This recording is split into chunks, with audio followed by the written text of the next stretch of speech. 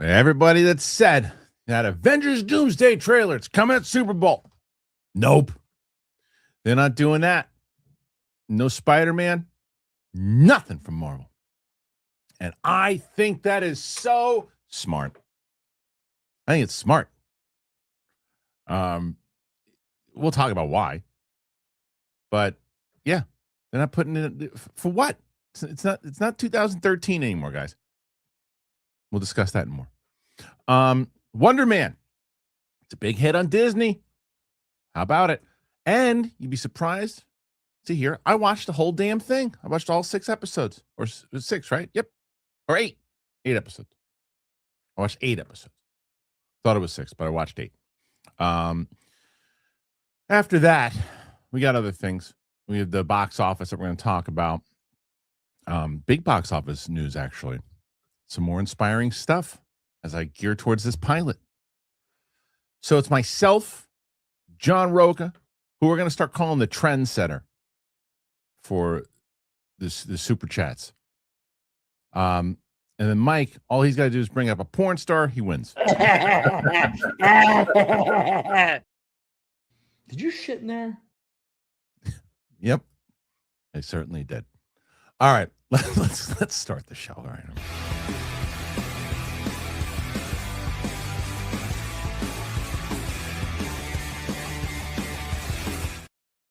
Welcome back, ladies and gentlemen, to the show here today on this Monday. It's Kristian Harloff Show, and joining me on every Monday, whether I'm here or not, John Roca.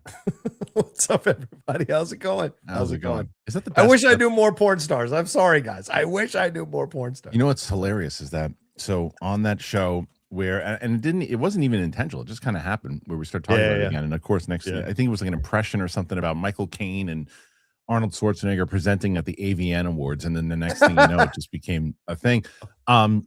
We said because nobody was having the balls to like tweet out these porn stars that we're bringing up.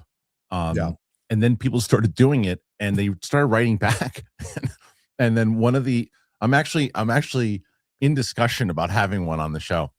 Oh my God! Which one are you getting? One of the I can't say yet, but one of the people that we have been discussing. I don't know if it'll happen or not, but Mike and I have to do an interview. We're going to get 875 super chats in 10 minutes. Probably.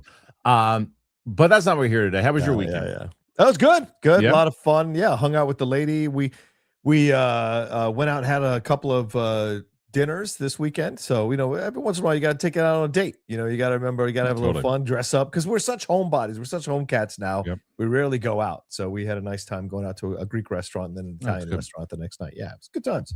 And I saw Send Help again, which I really enjoyed. So yeah. I mean, that one, I think I'm going to save that for the reaction when it comes out. I'm going to do that. I missed the Sydney Sweeney one, so I think I'm going to watch that with Steph. Oh yeah, the reaction. I don't know how it's going to do, but we'll try it.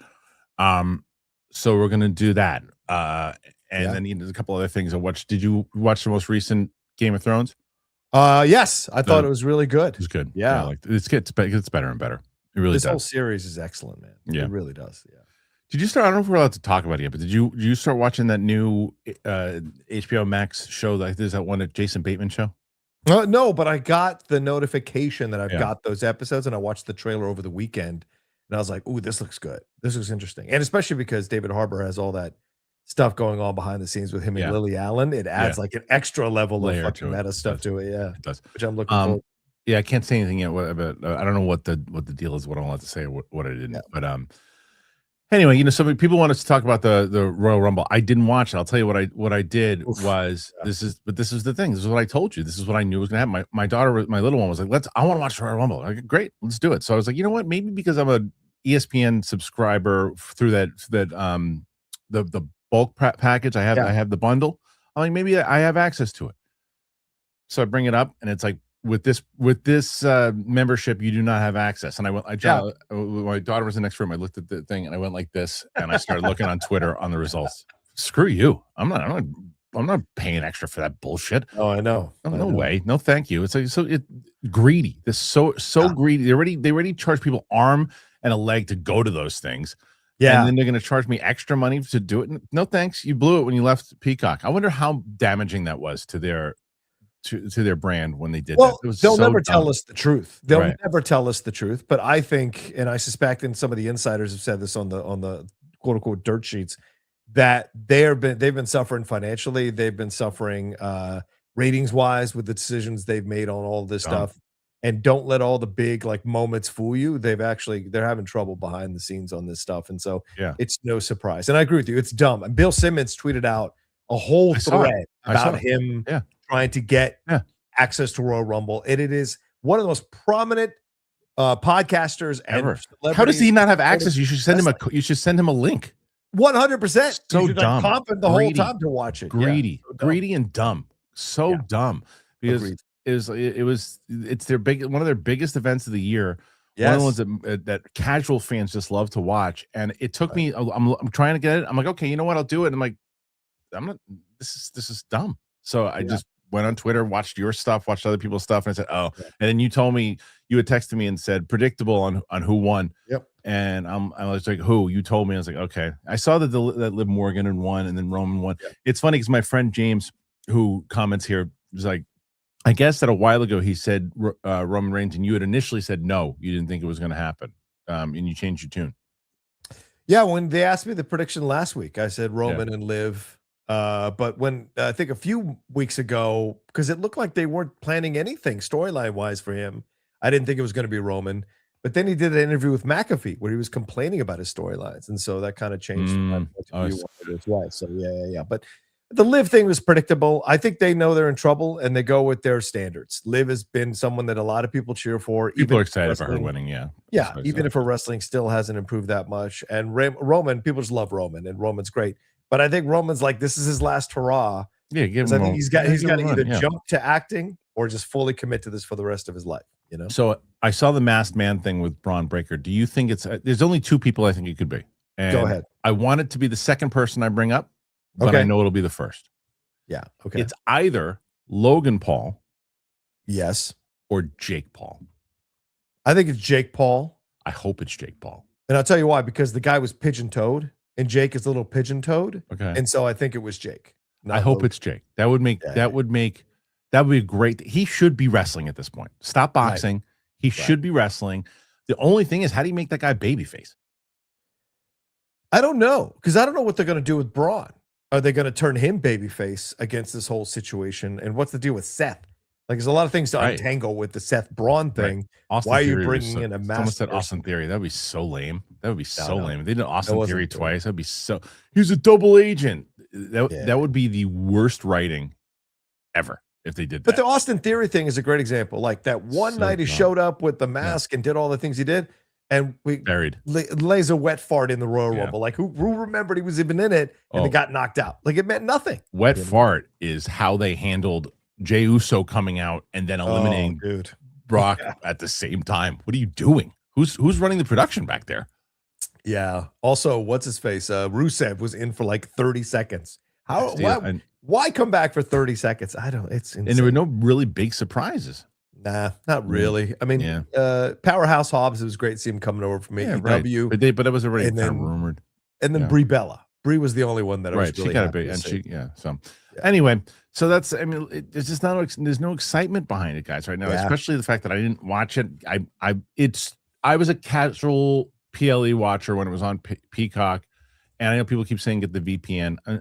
Look, these are the things that are tough for me to do. And then Luke this weekend says, look, the Discord is for our channel is people are really have been picking up and been paying attention to his building community. It's great. I say, I'm going to go check it out. I'm going to go hang out on the Discord. It took me forever. I'm like trying to link, do this, ask for acceptance. I looked at my phone and gave it a middle finger, my own Discord. I said, I'm not doing it. I said, it's too complicated. Do this. You got to get approval and this. Eat shit. Everybody else should go, but I'm not going. I tried it. That's it. Done. So when it comes to that, that's how it works. Okay. Now there's other news that hit, and that's about the Super Bowl. Yeah. And the trailers are coming. And there is some of the trailers that are going to hit.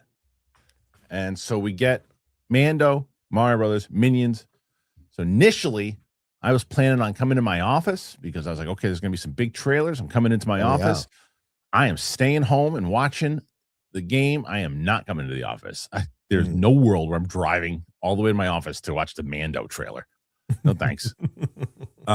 So this is what we got thus far. Mando Minions with 30-second spots costing $10 million this year. Only certain film studios are willing to fork out the cash for a spot. This year include Disney, Paramount, Universal, Lionsgate, with the titles expected to have spots. What John, what channel is the Super Bowl on?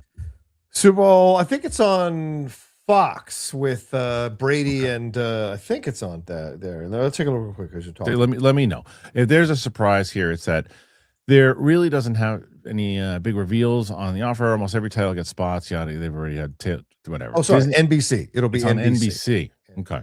NBC. So that makes sense. So Disney and Universal will duke it out. The former has Mandalorian and Grogu, along with Pixar's Hoppers and Toy Story, Ladder, Super Mario. So they're not paying anything. Right. That's why they're doing it. And Minions 3, which makes sense, as well as Disclosure Day from Steven Spielberg. Paramount is expected to have a spot for Scream 7, Lionsgate for Michael, and that's about it. Marvel Studios, despite having a hand in 2 films, include Spider-Man, Brand New Day, Doomsday in December, is reporting sitting the event down. Okay. I said it in my intro. I will say it again. Okay. People kept saying to me, I remember I was talking to Luke about it. He's like, they're going to show a Doomsday trailer. I was like, there's no way they're going to show Doomsday. Why would they show a Doomsday trailer? It makes no sense. And then everybody starts saying, there's a Doomsday trailer. They're going to show Doomsday. I'm like, why would they show Doomsday even before Spider-Man? Everyone started hyping this up. They were going to see a Doomsday trailer. I said, it doesn't make any sense. And it doesn't make sense. And it didn't happen for 2 reasons. One, you're putting the Doomsday trailer out before Spider-Man. That to me doesn't make sense overall. Yeah, marketing tools to have awareness of it, of like showing it, the Steve Rogers and all that stuff, very different. It's just showing awareness that movie's coming out in a year. Be aware. Yeah.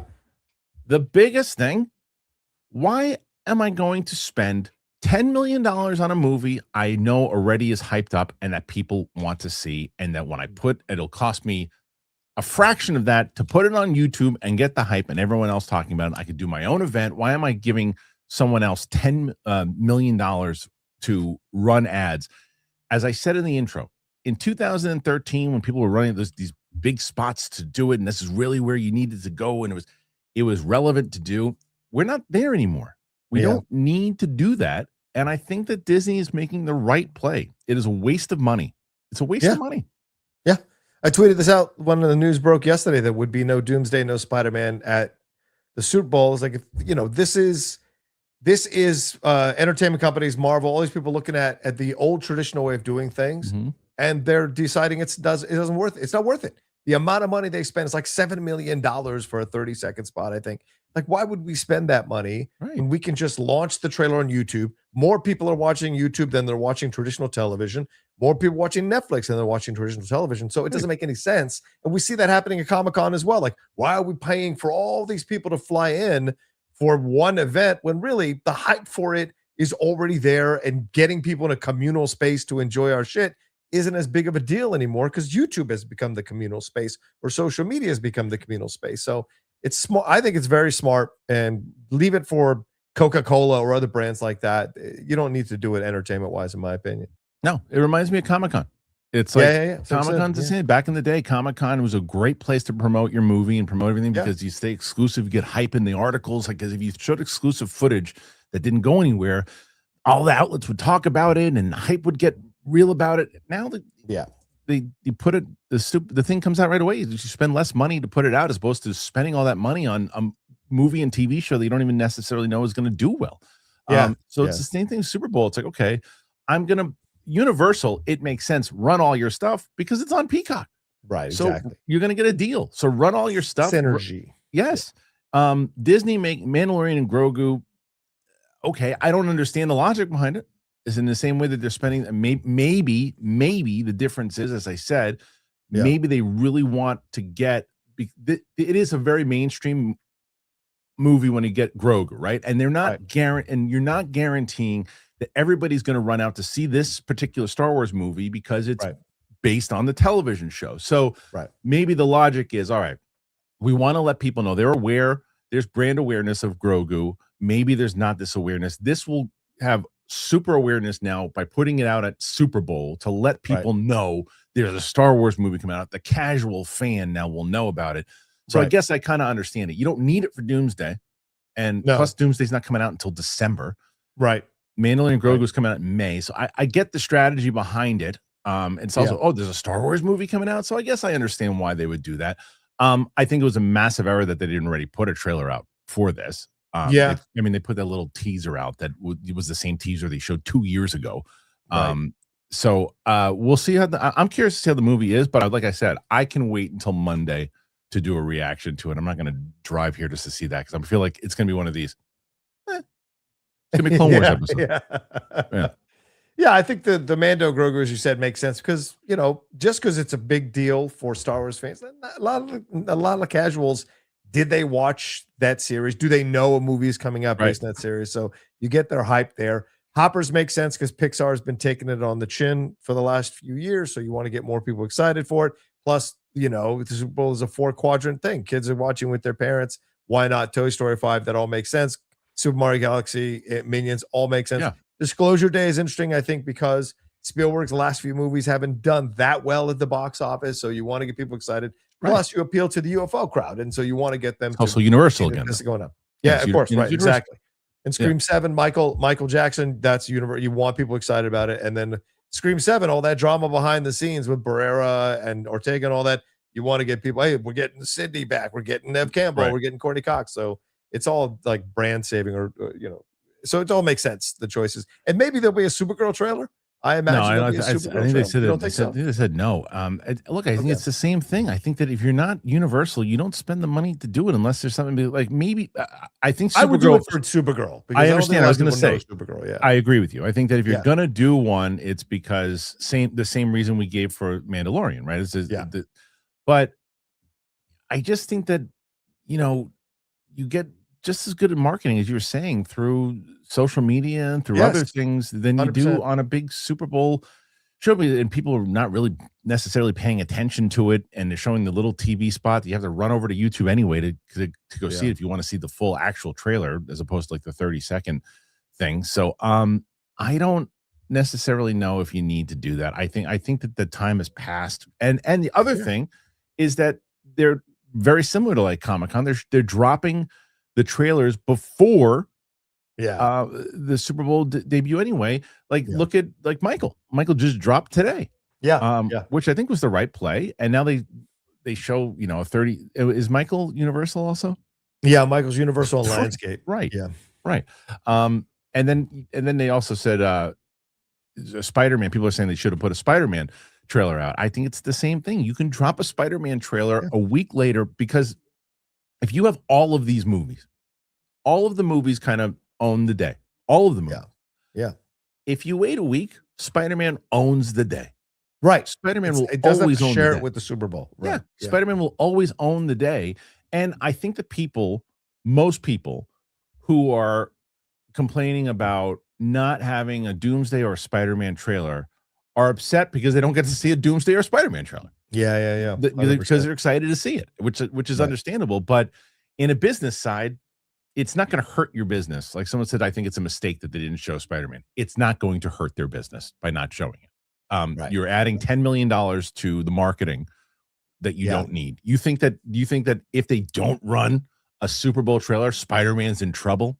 Right. It's not. No. Yeah. I mean, if they can get you watching, as Kristian did himself on this channel, chairs with names appearing and get millions of views. Why the hell? Which costs nothing. Nothing. Why the hell would they? Because I think that Fantastic Four trailer launch, I think they took it on the chin on that one. I bet they lost a lot of money getting them all together, having them walk out, do the whole production.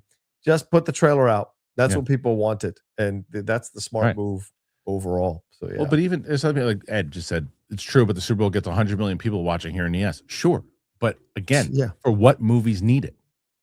As I said, Mandalorian and Grogu, maybe pushing to those 100 million people to let them know, hey, there's a new Star Wars movie coming out. Probably could be a good move. Spider-Man doesn't need it. Avengers doesn't need it. Don't need it.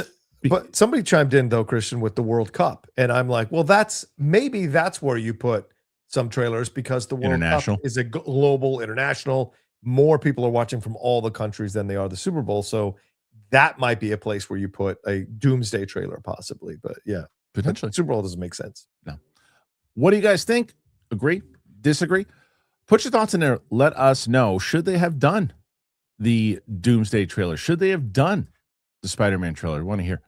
Got back from the gym today. Loving that. Loving those Raycons. I use them all the damn time. Raycon, and yeah, you damn right I had Trade coffee this morning. I'll tell you about both of them. This message is sponsored to you by Raycon. Now, with the Super Bowl and the Winter Olympics this month, there's no better time to get inspired, push harder, and upgrade your workout routine. So if you're training consistently, the right gear does make all the difference. I use Raycon Essentials open earbuds, and they really change how I work out. I'm so locked in, and the beauty is they don't really block out everything around you, so you do stay aware, whether you're lifting, if you're running, if you're walking outside, without sacrificing clear, motivating sound. Your music or your podcast, it stays crisp, and you stay focused and safe. And right now is the perfect time to grab them because they're 15% off. Regular earbuds, they block out like everything. You can't hear if someone's calling your name. You can't hear if a car is honking. You can't hear anything. The Raycon ones, they sit outside of your ear canal, so you really get a clear sound. Like, it's super clear, but you can actually hear what's happening around you. That awareness is perfect for tackling your fitness resolution safety. Now, Raycon has over 3 million customers, and the sound quality is just as good as the way more expensive brands. They're half the price because they're not paying for celebrity endorsements and all that retail markup stuff. And if you don't like them, they have a 30-day guarantee. I swear by them. I swear by them. I got one that's it's a Yankee designed one. And they're just I don't go anywhere without them. I love them. They're lightweight, ultralight, flexible ear hook that adapts to any ear for all-day comfort and awareness. 36 hours of battery life, 8 hours of playtime, 36 of battery with charging case. I charge them maybe, I don't know, once a week. I use them every day since I got them. The gym, walking the dog, just if I'm working at home. They're the ones I actually reach for over my other earbuds because I can still hear what's going on around me without sacrificing sound quality. It really has just become part of my daily routine. They're so accessible. I tuck them into my jacket. I love it. The Essential Open Earbuds are here to help you go for gold. Go to buyraycon.com/ChristianOpen. Get 15% off. And thank you to Raycon for sponsoring the show. If you want to upgrade your morning routine, the way you do it, you got to start with your coffee. Trade. You know how much I love Trade. I can't talk enough about Trade. Love them.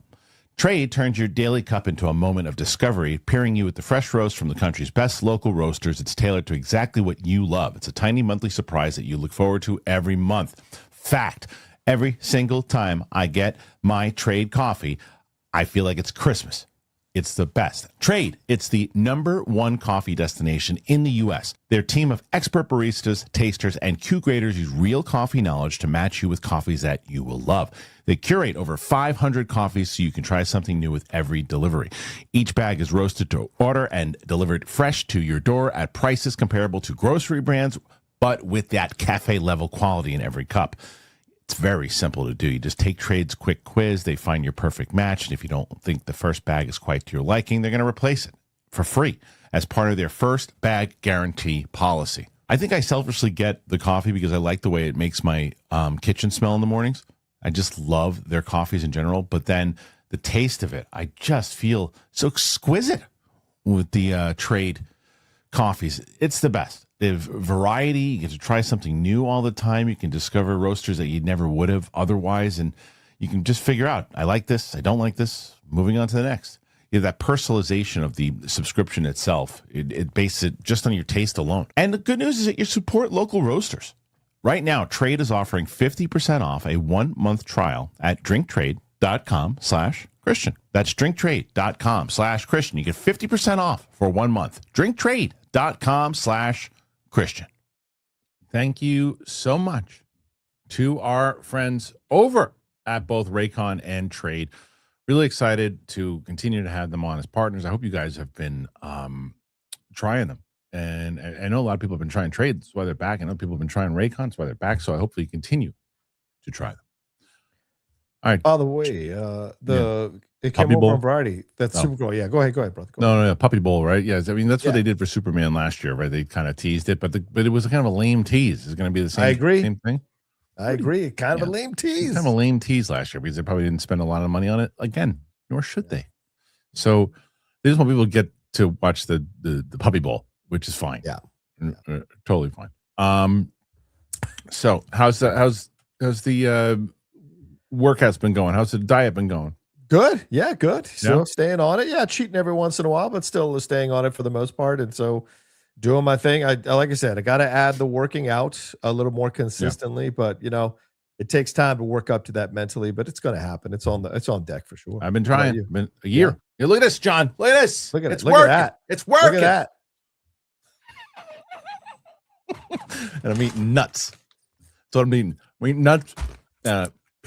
Yesterday, my wife, because she had made these turkey burgers. She hands me 3 of them. And she said, "You want all these?" I was like, "Yeah, I'll eat all of them." I'm eating that with spinach. She said, "That's a lot of protein." I was like, "Yeah. Come on, what you got to do." What are you talking about? Come on.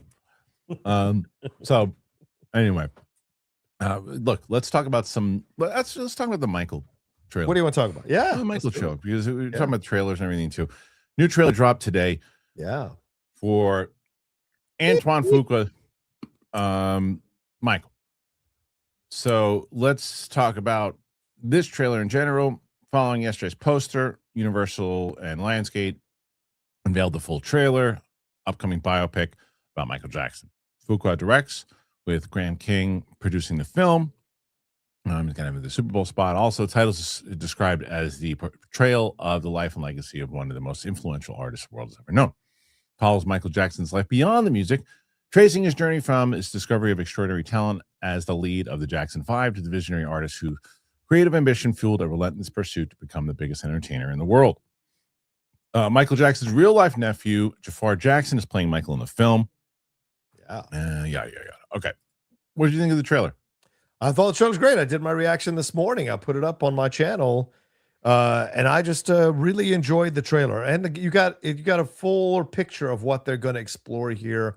Michael's highlights, being part of the Jackson 5, his domineering father, how he broke out of that, the drama of going solo and what that did to his family and the jealousy that was there. And then also his own struggles. And then, and then Bubbles, you had the chimp in there. So I thought that was really hilarious. Cool. Yeah. So I mean, I think it's very much an inspiration. It's going to be like an inspirational Michael Jackson biopic, right? It's going to be about like, well, what's it like to strike out on your own, believe in yourself, fight for the things you want to create, become your own artist, go out, remove yourself from the shadow of your family and stand out on your own. So I think that's the appeal. And we'll see what the second part of the movie is going to be whenever they release that. They sure didn't show that.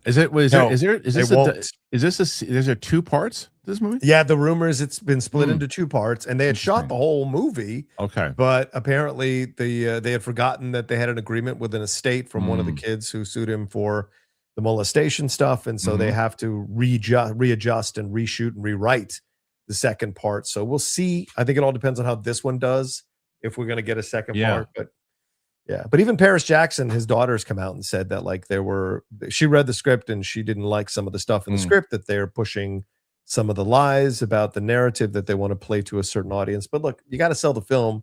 You got to sell this stuff. So, they're going to play for the highlights. For sure. Well, we certainly didn't get that in the trailer, right? No, so right. The trailer seems like a by the book biopic of how you do these things, and which is not a bad thing, which happens to be a good thing. And like you and I have spoken at great length about the Springsteen doc, right? Or Springsteen biopic rather. So, and I don't even necessarily know you can call that whole thing a biopic. That was like a year in his life. It's like right. It was like it's like a sliver. Section of time where sliver. And as Springsteen fans, like, oh, that's cool to see that. But as people who, there are going to be people watching this that we're not. They hear Michael Jackson songs on the radio. They know that but they don't know the story, right? And and how many people that were casual fans really know the story and learning about. They're showing, and it shows. It seems like in this trailer, you're really focusing on Joe Jackson and the beginning and the times that he had with his family, and then leaving his family to become the big global icon. That seems to be what this trailer wanted to focus on, which I think was smart overall. Yep. And you don't want to lead with the allegations and everything else too, if it's even in there. You don't, because you don't want people to think that that's what the movie's going to be about, even if they cover it for 15 minutes. Agree with you 100%. Yeah. Right. Because I think that's one of the reasons people didn't go see the Springsteen film, is it looked like it was kind of a dour approach to his life, and people didn't want to experience that. And then the word of mouth came out about the movie, and so that's what it was. People didn't go. Yeah, exactly. Right. So I think that overall, the movie looks solid. It looks really solid, and I think that by going in that traditional biopic thing, I think I whatever you think about Michael Jackson, his fan base is alive and well as it's ever been. Oh yeah. Now, granted, 2019 was when Bohemian Rhapsody came out, or 2018, whenever it came out. It hit $900 million or whatever. Very different time when movies were making that kind of money. Easier, I shouldn't say easily, but easier. Do you think this movie surpasses Bohemian Rhapsody at the box office? I think if it's a good one, I think it has a real chance to make $1 billion. Yes. I just think, like you said, the Michael Jackson fan base and the people who love his movies is rabid. And if they're not going to touch on the molestation stuff, that's going to be like a small minority of voices that are upset about it, which is totally legitimate. But I don't think it's going to permeate the fandom of people, and multi-generational fandom of people who want to go see Michael Jackson. Plus, I think the Black community will be activated, like they were for Black Panther, to come out and see this film in droves and see it multiple times. And there'll be TikTok videos, there'll be social media stuff. So it just seems like the perfect time. There's going to be backlash to this movie one way or another. Well, sure, of course. Two ways, if not more. Yeah. The first is if they really dive deep into it and they, go towards a narrative, let's say Finding Neverland. Well, then Michael's fans ain't going to be happy if that happens. Right. Vice versa.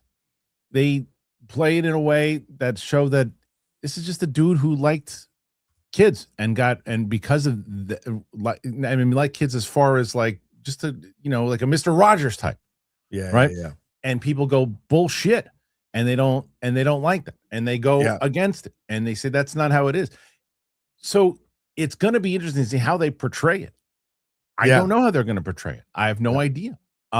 So it's true. People look, there's people in the comments right now saying Michael Jackson's like Cosby. You can't just ignore the bad stuff. Then there'll be someone 2 seconds later that will say, never been proven. You don't necessarily know that. Just above. The person said their allegations. He beat them in court. There's no way. They're representing my point right now. Both exactly. Neither one of them is wrong, by the way. Neither one of them is wrong, because they haven't been proven. There's a lot of crazy allegations. So it's like they both represent the kind of comments you're going to get for this movie in general. Now, that's why I'm so curious to see how they're going to tackle this. Yeah. It's going to be interesting. I think they're going to. I don't think they're going to touch upon any of the molestation stuff in this first at all. At all. I think they're going to. I think they're going to lean in more to the weirdness of Michael, but try to explain it. Like even the way Bubbles is in the trailer is not Bubbles. Why does he have a monkey? Right? It's more playful and fun, and you see that he's lost, and his mom they cut right to his mom saying, "You've got a very special light." So it's going to be very much like smoothing over all the weirdness about Michael and his money, and make him a sympathetic figure in his life. You can't win 100%. You can't win with this. Yeah. I mean, you can win. You can win monetarily. Right. You can win monetarily, but you can't win. So people, and maybe this is what they're hoping for too. The conversation in this movie is it's already starting in the chat here. Can only imagine. That's why I think people, like someone said in the chat, it'll be lucky to make 600 million. You're insane. You have no idea what you're talking about. I think Michael you're nuts. is so big. Michael is so big. I think you're nuts. I would put money on it definitely surpassing 600. I don't know. I don't like 700 I'm with you that I think that it can absolutely, if it's good, could reach $1 billion.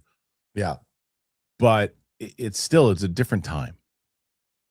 So I don't know. We'll see. But people need something to come together. Yeah, and it's like the first big movie in April.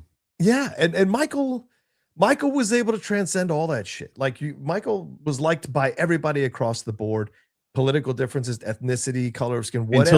Until the shit went down. And then the shit went down, right? But but there are still people who vehemently defend him and love his music and go back to his music. And I think it's going to appeal to a lot of people. And young kids are still discovering his music and doing dance videos to it, TikTok stuff to it. And his music videos have come back around to be reappreciated. So yeah, I would be very surprised if it's a good movie. Again, if it's a mixed movie, I take away all my qualifications that'll make $1 billion. Because if it's a mixed movie, there'll be enough people who don't. The curiosity alone, I think, is going to get people in the theater. Yes, 100%. Because because I don't know where I stand on. I don't know enough of the facts, because I remember when we were on Collider Live and that documentary came out, and I thought that was damning. And then there was things that came out that afterwards, when I was on Collider Live, that they said that those kids could be making stuff up, that those guys could. So I don't know anymore, and I hate to pass judgment on things in general, because I just don't, because I think that's what got society in trouble in general for doing that. And I don't know the answer. I don't know where I stand on it. I don't know if I'm going to stand any differently once I see the movie, because I don't know what point of view Antoine Fuqua has, or what he was forced to have. Right. That's the thing. I saw someone saying in the chat, like, oh, I don't see Fuqua bending the knee. If you watch Straight Outta Compton, there's a lot of stuff that they did not highlight with those guys. With Dre, for sure. With Dre's. Yeah, some of the unsavory shit, some of the crime stuff they did. They don't cover any of that in Straight Outta Compton. And it's because those guys were the executive producers on it. So they didn't want to see them, they have a brand to protect, and they didn't want them to show. I'm just shocked that they gave Corey Feldman like 15 minutes in this movie to do to do dance segments. I mean, the guy's uncanny the way he replicates Michael Jackson. It's uncanny. That dude, man, there's so much wrong with that dude. I hate watch his Michael Jackson dancing clips every time it pops in my algorithm. Really? Every time. He's been doing it for 40 years. He's been living off Michael for 40 years. Corey Haim and Michael. That's what he's been living off for 40 years. It's so stupid. I hate the dumb. It's like it drives me crazy. And the best one ever is the one from the Howard Stern show. You ever see that one? Oh no. It's the best. It's the best. He pulled Stern's like clearly mocking him, and he's not picking up on it. And it's just like, and then he gets out there, he said, "What's this song about?" And he's like, "Oh, the troubled youth and this." And you can't even understand what he's saying. Troubled youth. And he's doing this stupid dance. It's the worst. It is the worst. And he does it every no matter where he is. And I was that was one of the main things I was so disappointed about. We'd set these Patreon goals that once we hit a certain Patreon, that Brett and I would torture ourselves and get front row seats to one of his concerts. I would have went. I would have done it. Still would have do it. But anyway. Hilarious. Yeah. So stupid. Anyway, what do you think about Michael Jackson biopic? You gonna see it? You're not gonna see it? What are they going to do? Are they going to explore this? Are they going to make it the traditional biopic? What say you? Put your thoughts in there. Let us know.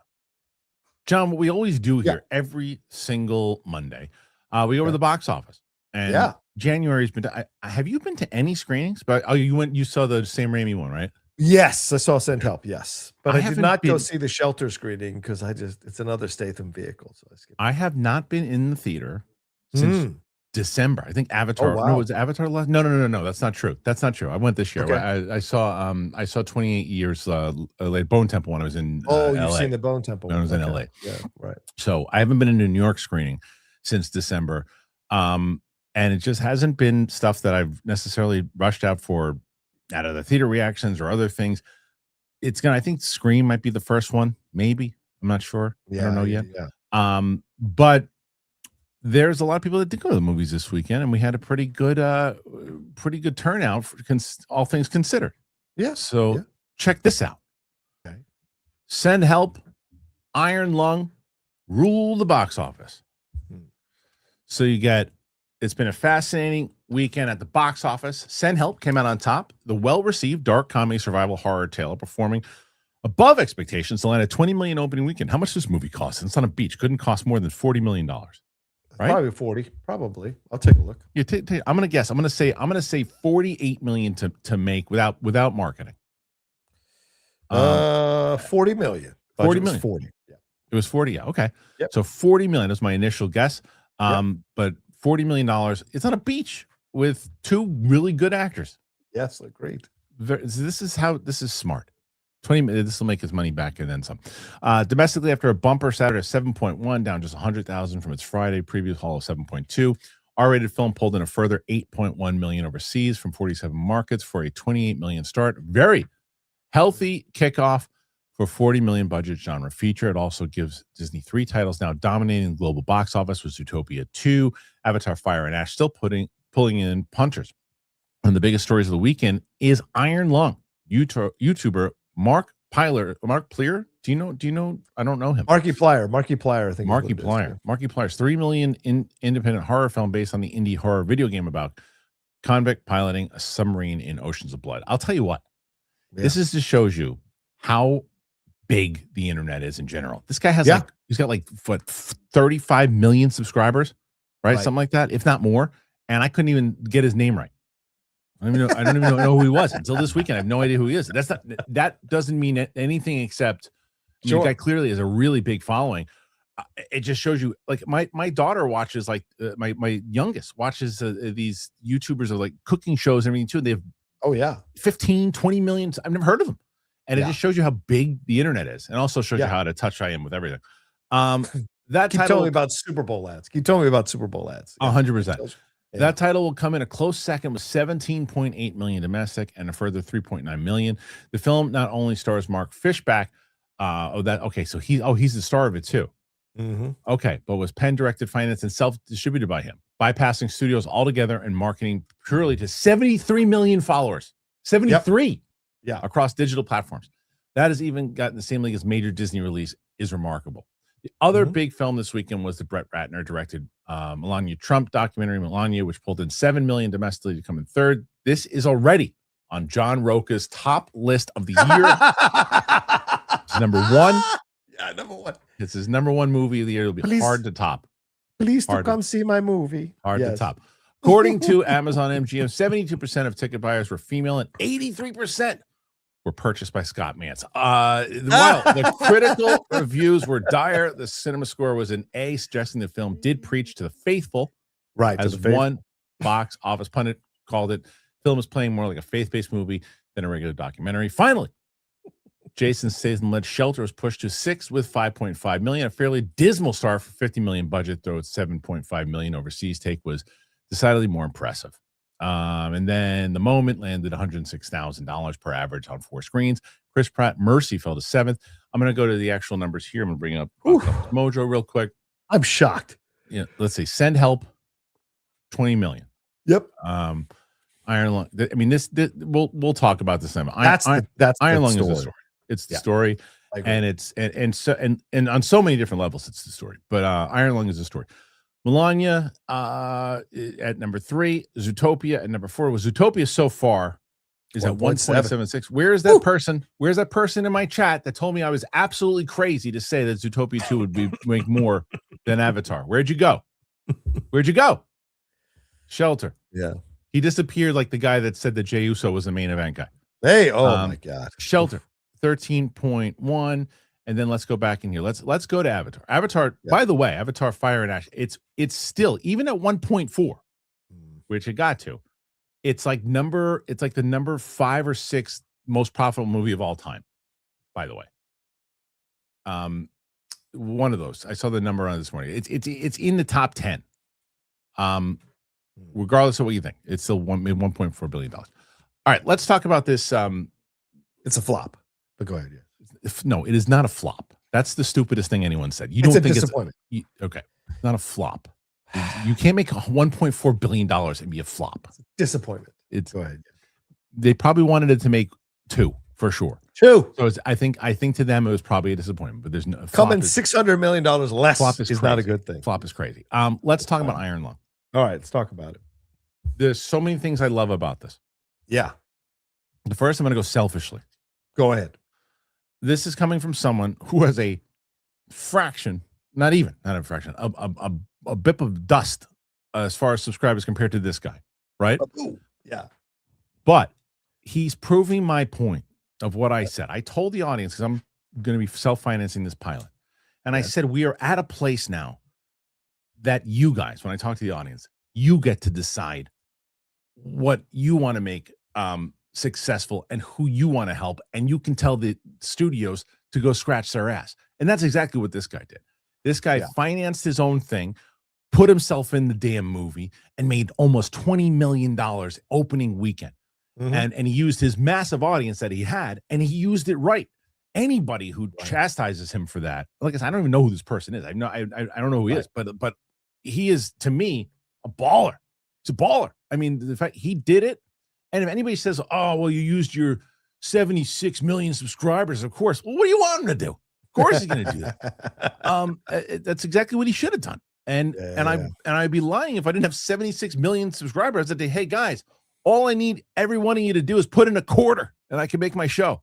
Yeah. Right. Yeah. I'm going to be asking for a little bit more because I don't have that.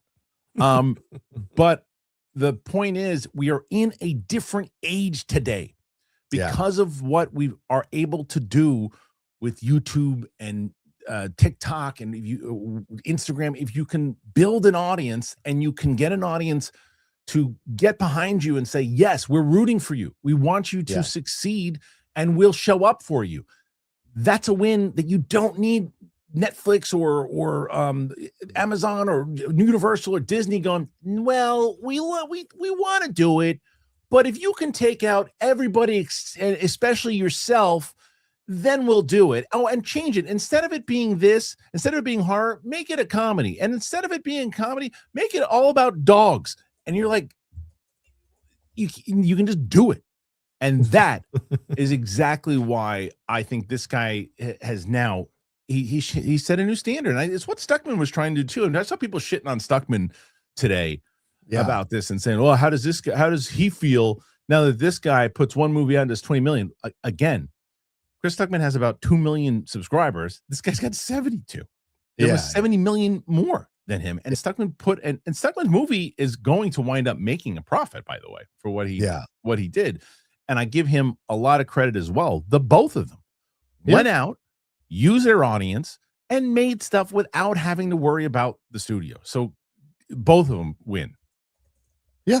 Well, that's the thing you just said, right? The thing about Stuckman, like this is the thing. This is the truth about what being in this space is like.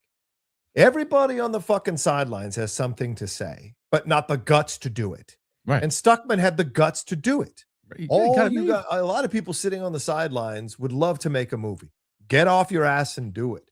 Find a way to do it. If you want to do stuff in life, you can figure out a way to do it. It's going to sometimes it'll require the maximum amount of sacrifice for you financially, time-wise, family-wise, friends-wise, whatever. But that's the game. If you want to do something. Sadly, you weren't born in a situation where you have a lot of money and you're Nepo baby.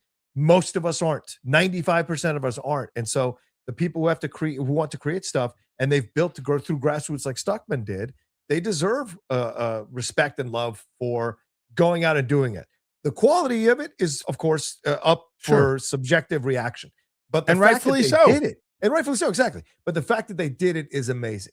So coming after them, to me, reeks of utter jealousy because you didn't have the guts to do it, and you want to criticize other people instead of stepping up and putting your balls out there or your guts out there to see what happens. And if you're not going to do that, then to me, your opinion means nothing. You know? I just think for me, what they both have done, they already had, like Stuckman already had been someone that I was encouraged by when he did that. Yeah. But the both of them, what they've both done has encouraged me in very different levels because it has now encouraged me in a pendulum swinging type of moment where I think, like I said, it's like, if you are someone who follows these creators, and you're like, you know what, I can be part of, like, think about the people who backed that movie, the Iron Lung. They are doing laps too. They're doing victory laps and doing this, saying, rightfully so. We did that. Like they beat Chris Pratt in the box office this weekend. They beat they came close to being the #1 movie of the weekend. They almost beat Sam Raimi. That's what I'm saying of the weekend. So it's like, imagine that's why I carry hope, where I'm like, okay, look, here's this is what I'm giving you guys. Yeah. You guys have just, let's say in my dream world, you guys just put together a full season that we got picked up by Netflix. because you guys financed that pilot. You made that happen with, a script that I'm very proud of, with people that I'm very proud of doing it. But that's the kind of thing you can do today. You can make that work, and you can. So the dream aspect of it, I think, is the most encouraging part of that story. Yeah, absolutely. Yeah. Absolutely. I think it is. And I want to clarify, I'm not saying you can't criticize the movies. Of course you can criticize the movies, but you criticize the people for trying to create those movies and making an effort to make those movies.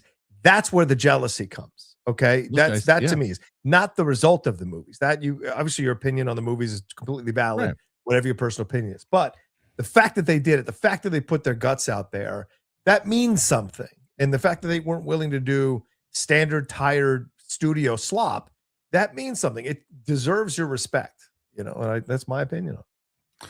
And I'm with you on it. So like I said, I think that you can criticize all day long, and you should, and that's what you open it do. I mean, that's the whole point, is that if you I don't care if you were a critic or not, if you make something, you're going to put yourself out there. Now there's two different arguments. It's like, A, do you respect the way that I did this and made this work? And the answer should be a resounding yes. Yeah. B, do you like what I made? That's subjective. Right. Exactly. That's subjective. Yes. 100%. And, because look, I've said I was open about it. I watched the reaction. I did a reaction to Shelby Oaks. I thought it was fine. Yeah. I thought it was fine. I thought it was kind of like, it's a little generic, but that has nothing to do with changing my opinion on the fact, look what that motherfucker did. Look what he did.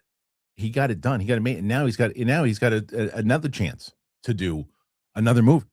So yeah. I just wonder if the movie business would have ever even become a thing if social media was around in like when movies were first started back in the fucking 1800s. It'd be a different business. Every time you try to do something, try to make a movie or something, people are like, "That's the dumbest thing in the world. What the hell? No one cares." Blah blah blah. It's like, my God, what would Empire Strikes Back be like if there was social media? Oh my God, you know what I mean? Why did they make him his dad? Well, what the hell? That's so cheap. What a stupid decision. Everybody, 100%. That's the problem. Like the greatest thing about social media, everybody has an opinion. The worst thing about social media, everybody has an opinion. That's what it is. Anyway, that's a great thing to explore. Yeah. What'd you guys think? Did you see any of these movies? Did you like anything that came out this weekend? What do you think about the overall box office? Please put your thoughts in there. Let us know. Let's see if there's anything else that we could really discuss, jump into here.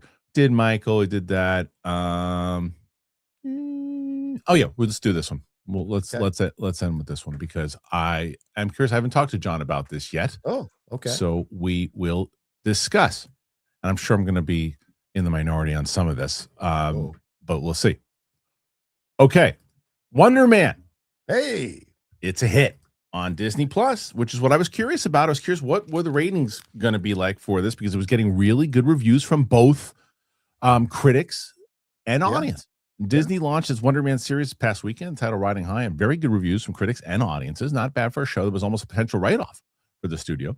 There did seem to be a lack of pre-release confidence regarding the series with this binge release format. It's relatively low-key promotion and the overall tone of the work, which avoids MCU tropes as much as possible in favor of a meta satire of Hollywood. Now, though, the show success is happening in the thing streaming services care the most about: metrics. Flix Patrol reports that the series is the most watched TV show on Disney Plus right now, globally, ahead of Ryan Murphy's The Beauty in second, and far ahead of Tell Me Lies in third. The title reportedly topped the charts in 69 different territories with a viewership score of 773, fifth highest of any series currently being aired. Only Hijack, Bridgerton, Shrinking, and Tehran and Emmy winner The Pit, for example, is at 633. That audience satisfaction score is likely in part due to accessibility and tone, which is essentially a romantic buddy comedy with chemistry between Yahya and Ben Kingsley, as well as requiring very little MCU knowledge, especially of recent storylines. The few negatives seems to veer towards those expecting more typical superhero fare and not getting it, which is to be expected. Third-party data on the series is expected in a few weeks. Okay, let's get into it. Okay. I watched all of it. Okay, great. And I watched it all in 2 days. Yeah. So I really liked it. Yeah. I think what I really dug was that when they showed them watching Midnight Cowboy, which is not really, it's essentially what they're trying to do in this movie, is make Midnight Cowboy for Marvel. right, in a certain way, because Ben Kingsley is Ratso Rizzo in this. Yeah. And Ben Kingsley and Yaya are phenomenal together. They're phenomenal. So I think that I very much agree. Well, I actually agree in the opposite, where this is the same way I felt about Ms. Marvel. I liked the stuff that was in the superhero stuff way more than any of the superhero stuff. Like, I felt like, and this is where I'm going to in the minority. I see people talking about that fourth episode, the Doorman thing. I hated the episode. Oh, wow. I hated that episode. I thought it was such a shift in the good tone. They had 3 episodes that were going. I was like, oh, I'm so locked into this. And then they go back. It could have been a 5-minute thing. The second Josh Gad was in it, threw me off, completely changed the tone of the whole damn thing. I didn't think the acting was very good in the episode. I know it was supposed to be kind of campy and everything too. I just, even certain things, I couldn't stand that episode. But then you jump back into their relationship and the actual focus of the story, and I'm all in, because their chemistry was so good. I cared so much about this character. And then it's like I was getting upset at Simon. I was getting upset at him on purpose. I mean, because of the way that they're like, oh wait, he's kind of selfish. And you look at the things that he does and how he's got to like find himself and find certain things, in the way that there's a lot of shocking moments. So I really dug this series a lot. And I'm telling you, there's no one else I saw that felt that way about episode 4 except me, because I was so into it. I was so into the show. And then they did this whole flashback episode with this goofy tone. And I was like, I'm out. I'm like, please don't go back to this type of tone and this, like the Josh Gad stuff. I'm like, they're trying to play him like he's Charlie Sheen at one point. I'm like, get out of here. I'm like, so that I could have did without, but you could have made it 7 episodes. It would have been fine. Right. Well, I'll say this. I loved it to pieces, the series. I really didn't expect it. Like you, I was a bit trepidatious, which is why I held out watching it until like Monday before it dropped. Because when everyone's like falling all over themselves on something, I always get a little bit skeptical. But man, I ripped through it in an afternoon. It was so much fun. As you said, the chemistry between those two guys, who'd have thought that they would have such great chemistry? And I said in my review that Trevor Slattery is now essentially Tony Stark for the lower level characters, as he's done this with Shang-Chi. He's done this now with Wonder Man. Oh, maybe he'll do this with the young Avengers if they get a chance to have something with him. And so I'm looking, and God knows what role he's got in Doomsday and Secret Wars, which will be interesting to see as well. But I liked the story, which is based. He's not, like you said, he's not the easiest protagonist to connect to, because he's self-destructive. From those first few minutes of the first episode, when he's telling the director what to do about their own scene, you're just like, what? It drove me nuts. It drove me nuts. That's the swinger scene with Favreau. Yeah, it's absolutely the swinger scene with Favreau. So you're supposed to think this guy is not the smartest guy, but then you find out the stuff that he's hiding. He gets in his own way. Not that he's not smart; he just gets in his own way. Well, in that way, that's what I mean. You know, and then you stuff with his family, I think, is really sweet. Although that was my criticism. I wanted more with his family, because they kind of were just caricatures, his mom and his brother, and there should have been more there. And his girlfriend too. I like Olivia Thirlby. She disappeared. She disappears for a large stretch, and I thought that was a bit of a disservice. But when we go throughout, you see that it's about them, and the fact that like he stepped up for Trevor Slattery. I'm not going to ruin it with that actor who Trevor was friends with years ago. And I think that's the reason why Trevor makes the decision he does near the end to assume another character to help out Wonder Man. I think is a great way of friendship, right? But of course, I disagree with you on that episode. Yeah, everybody does. Everybody does. Yeah, because if you could stick Josh Gad in a black hole and never see him again, I'd be very happy with that, because I just am not a Josh Gad fan. But I like the commentary he was making about how Hollywood takes one thing, runs it straight into the ground, uses people up, and then tosses them away once they're done being used by them. Totally.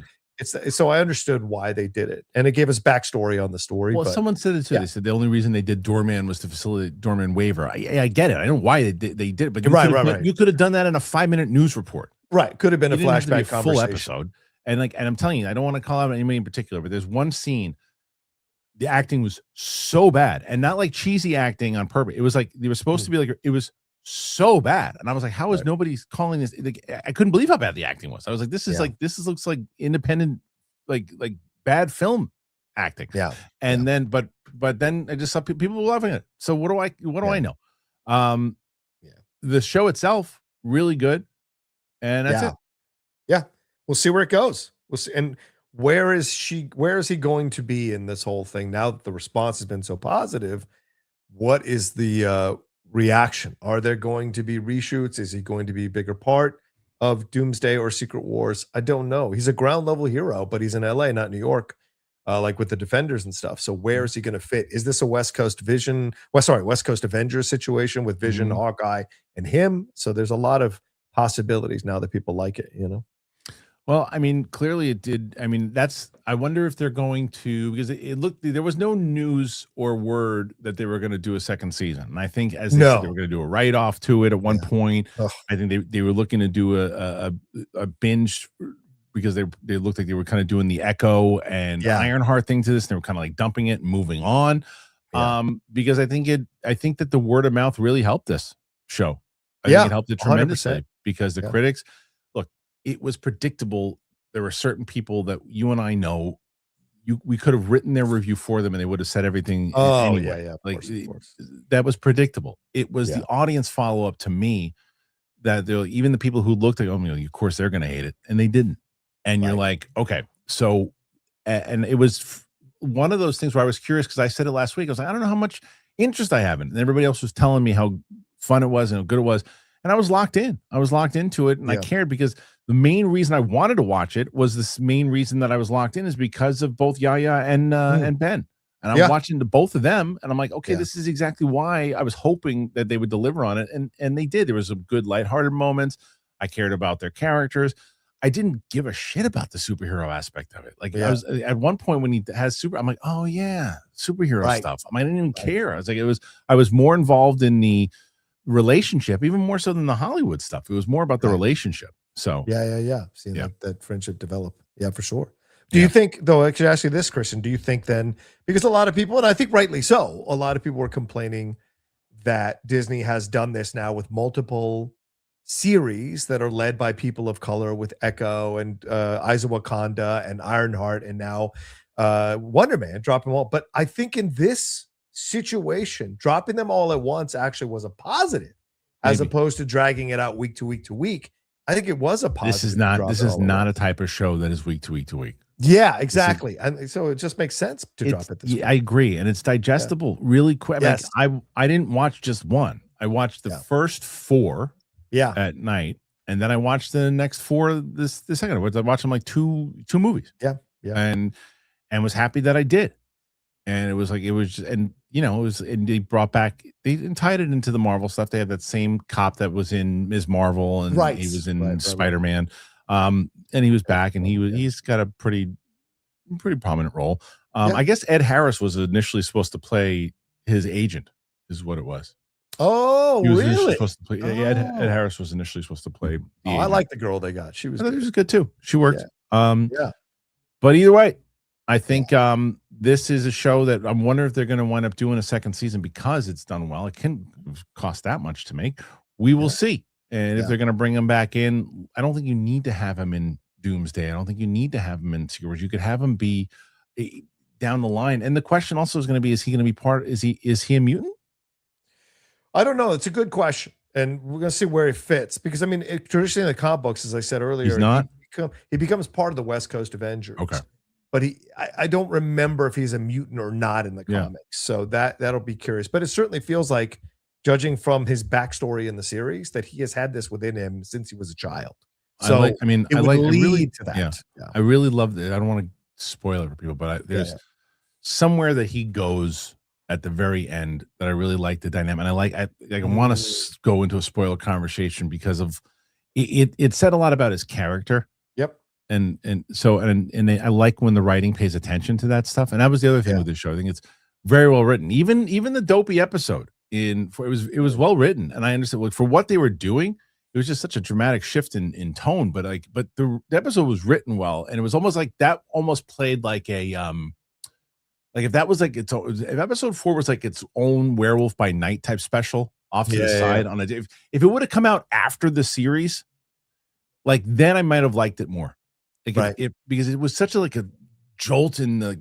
I'm like, oh, I'm so they got something happens at the end of 3, and like, oh, they did it. I'm like, oh, great. And then this whole 30-minute thing, I'm like, oh, maybe that would have been a good like side episode, Yeah. But for me, because clearly everyone else, people are saying ding dong all over the damn internet. So, I'm definitely the only person that didn't like that episode. That's the one when people say, what's something that you didn't like that everyone else liked? It'll be the ding dong episode. Yeah. Perfect. What'd you guys think of Wonder Man overall? Did you watch it? Did you like it? Did you not like it? Put your thoughts in there. Please let me know. All right. Before we get to the questions, I have to ask you guys a question. Did you shit in there? No, not that. I want to ask you guys if you have already tried Rougiette. Have you already done Prize Picks? I'll tell you about both right now. The big game is almost here, and there is no better way to cash in during America's biggest sporting event than Prize Picks, where it always feels good to be right. This week, Prize Picks has a special max discount for the big game live in the app now. Drake May just needs one passing yard for the max discount to win. You just add another player to your lineup, and if your pick hits, you can cash it in. I've told you guys this before. My friend who wasn't really into sports in general, following the games, and now the big game's coming up, ready to rock. It's just exciting, and it gets people amped to watch the game in general. I think some of the best features for me is the early payouts. One of my favorite things also is that you can pick multiple sports in the same lineup. Basketball's back now. You can put LeBron James, Patrick Mahomes in the same lineup when they're both going on, and you root for both. Prize Picks, it's simple to play. You just pick more or less 2 to 6 player stat projections. If you get your picks right, you can cash in. You can find your community on Prize Picks with the new social feeds feature. You can share Prize Picks with your friends and copy lineups with winners from a single click. New feature alert, which is pretty great. They have a Prize Picks early payouts. If your player gets off to a hot start, you have the option to cash out those winnings before the game even finishes. So download the Prize Picks app today. Use that code Kristian. You get $50 in lineups after you play your first $5 lineup. That is code Kristian. You get $50 in lineups after you play your first $5 lineup. Prize Picks. It is good to be right. Here is something that most doctors know that most men never talk about. Stress from work, money, and family, it doesn't just disappear at night. It follows you right into the bedroom. You can be lying next to the person that you have loved for years, and suddenly your mind will not let your body do what it's always done naturally. For situations like that, doctors look for treatments that help both the brain and the body, and that is where Rougiette Ready comes in. Now, it's unlike Viagra and Cialis. Rougiette Ready is a next-generation prescription treatment designed to help prime your brain for arousal and increase blood flow. It combines 3 clinically proven ingredients in 1 mint that dissolves under your tongue. It absorbs fast. Most men are ready in about 15 minutes, so you can stay present, confident, and in control when the moment is right. Over 150,000 men have already made the switch to Rougiette. Now, getting started is simple. Rougiette connects you with a board-certified doctor online, and your treatment gets shipped discreetly to your door. For a limited time only, head to rougiette.com/Kristian. Get 15% off of your order. That is RUGIT.com/Kristian. Get 15% off your order. Rougiette.com/Kristian. Prize Picks, Rougiette. I mean, I'm dropping some stuff for you guys. I'm hoping that you guys are going into the description and checking it out because you help out the show tremendously when you do so. I'll tell you something else that helps out the show tremendously, and that's John Roca setting the trend every Monday. And John and I were talking about this too. John will get to if John gets to 150, then the audience has to make sure the next gets 160. It's so true. It's so true. We're I can't have Roca winning. It's usually PLD, but right now we're at 31 to start, and it's usually pretty damn good overall. So can we get John a win here at 2? Yeah, 200. Can we get him at 200 so he can get the win over what Mike did last week? We might have to do an experiment where we sideline PLD for a month and bring in someone who is positive about me and see if I start winning the weeks. Well, here's the problem. Because he's not putting his Houston finger on the scale. You know what I'm saying? Here's the problem. Yeah, Houston. What do you mean Houston? Isn't he from Houston? No, he lives in upstate New York. Oh, that's where I met him. Was the Houston live event. Yeah, you met him there. But here's the problem. Yeah. PLD hasn't watched this show in months. I think today's his first one that he's watched. The Monday show. Yeah. In months. He hasn't. No, I'm saying he hasn't watched the show in months. Any show. No, it's hard for me. This guy's my producer. I haven't I gotta make sure that, that he's watching the show. But that today seems like ground for dismissal if he's not watching the show he's producing. For fuck's sake. So wait for you to do it. I think he says he watches it on the replay. I don't know if it's true though. All right, let's see. Let's go. He's gonna text me in seconds. I promise you, I watch it. I don't agree. All right, I watch it. Yeah. Ahmad 95 became a YouTube member. Good time to be a member. Okay, IMD Blake. I like that. Blake Gilbert here. My top 10 movies of 2025. 10, Long Walk. Yeah, that's in mine. Mickey 17. Predator Badlands. Got a Predator Badlands. I actually have a reaction for that coming out on Wednesday with Steph. She had never seen it before. It's a good one. Nice. 7 Weapons. Got you. Black Bag 2. So Black Bag. I was saying Black Phone. Sorry, Black Bag. Superman. F1 the movie. I got that one. One Battle After Another. I got that one. Sinners. I got that one. Hamnet. I'm not going to argue with your. I like your the four through 1. I'm a big fan. I like a lot of those movies too. Yeah, agreed. Yeah. Okay, let's see. Yeah, Michael D. Support. Are you guys planning to see the Iron Lung? I don't want to tell you that I 100% am going to. Yeah. But John, I played this for Mike. I'm going to play this for you too. Okay, please. I feel like you you will feel the same way. Brett sent this to me, and I was like, "This is so great, and it's so true." Let me see if I can find it. Is this the one? Where the hell is it? I played this audio the other day. I got to find it now. He and I send this fucking so much shit to each other. I can't even find it anymore. I don't know where it went. I don't know if I have it, but oh shit, is this it? No, that's not it. I don't want to play the wrong thing. What the hell is it? Where did it go? Maybe I didn't. Does it delete stuff? That's terrible. Is that it? No, I don't have it. Well, essentially what it was is that there was this guy who said, I have people always see my days consistently are me telling people telling me every day the movies that I need to see. Yeah. Movies all the time. Oh yeah. And he goes, and it's usually me saying, okay, I'll put them on the list. Except the truth is, I don't have a list, and I'm never going to watch those movies. It's like, yeah, I get it. But I need you to know that I hear you. But I hear you. I will tell you that I'm putting it on. Never going to watch it. So, yeah. Nathan Drake, when it comes to YouTubers making movies, it seems Iron Lung is a bigger success than Shelby Oaks. It's not fair. Maybe Stuckman should adapt the video game. Not fair. This is where I'm going to take John Roca's philosophies on a lot of things here too. 72 million subscribers, over 2 million is a significant math difference, and it's marketing. It's huge marketing.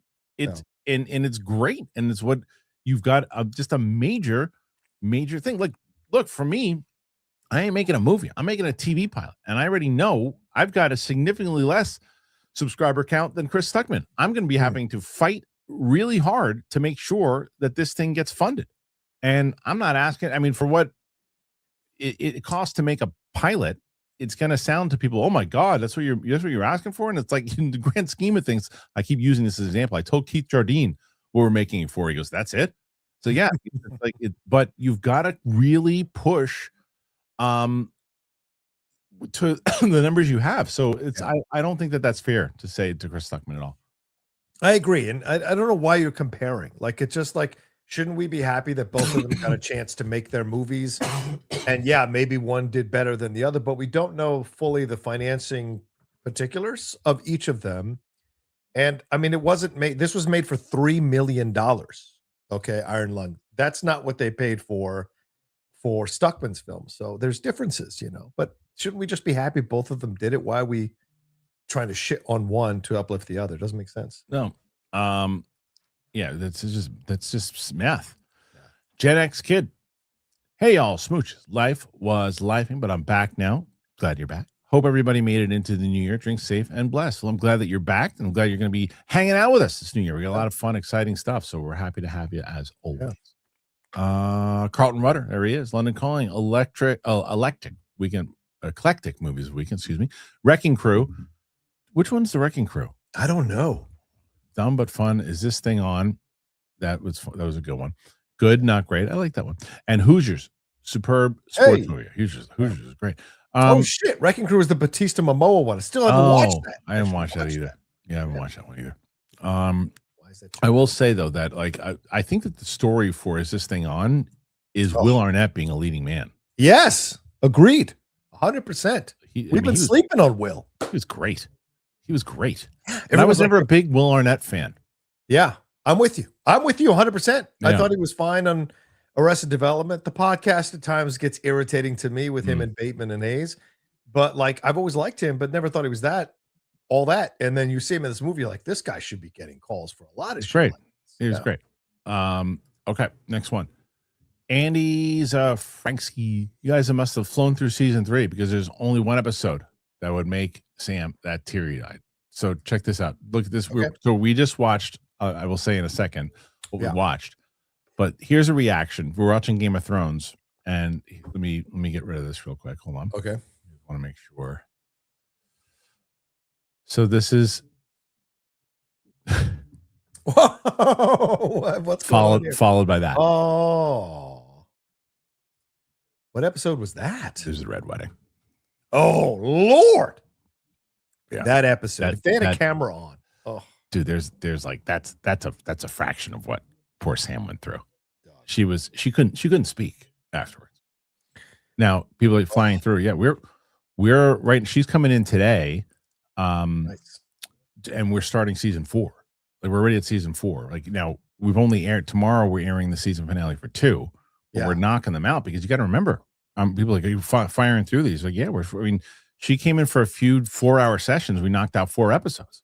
So we're trying to like go through them and get it done because she's gonna watch some of the rest of the Snyder movies. She's gonna watch. Then we got a whole Star Wars kick, and then I got to get her to X-Men. She still doesn't know who's playing Doctor Doom. By the way, wow, I know, and I don't know how long I'm gonna be able to hold that. But you have that photo up again? Can you put that photo up? Which one? The first one or the second one? The first one. I mean, shout out to the leisure wear that Sam is sporting. I respect on what she's wearing there. This is our lives now, ladies and gentlemen. Leisure wear is where it's at. Totally. So respect, Sam. Totally. It was a great moment. So I'm excited for people to see it. Okay. So you guys must have flown through season 3 because there's only one episode. Yeah, you're right. That was it. And she gets pretty teary-eyed on a couple different things, but that one, I mean, like anyone else, she didn't know what was going on. I was on the floor at that episode. Yeah. Brian Tidwell. My theory, RDJ is going to return as Iron Man. Someone else will be playing Doom. They're lying to save surprise and have a reason for RDJ to present. Nah. There's no way they would do that because that you would be missing out trying to promote someone who's playing Doom. Yeah. No, it's Downey for sure. Absolutely. Josh Duckwell. What's up, Christian and John? Happy Monday. Hope you guys are well. My wife and I are loving A Night of the Seven Kingdoms. Love Wonder Man and can't wait for Daredevil. Keep up the great work, gents. I'm with you on all of that. Thank you, Josh. I'm loving Night of the Seven Kingdoms. I love the whole series, to be honest with you. Yeah. Did you watch the whole series yet? Not yet. No, I'm taking it week by week. You're taking I just want to enjoy it with my peoples. That's fair.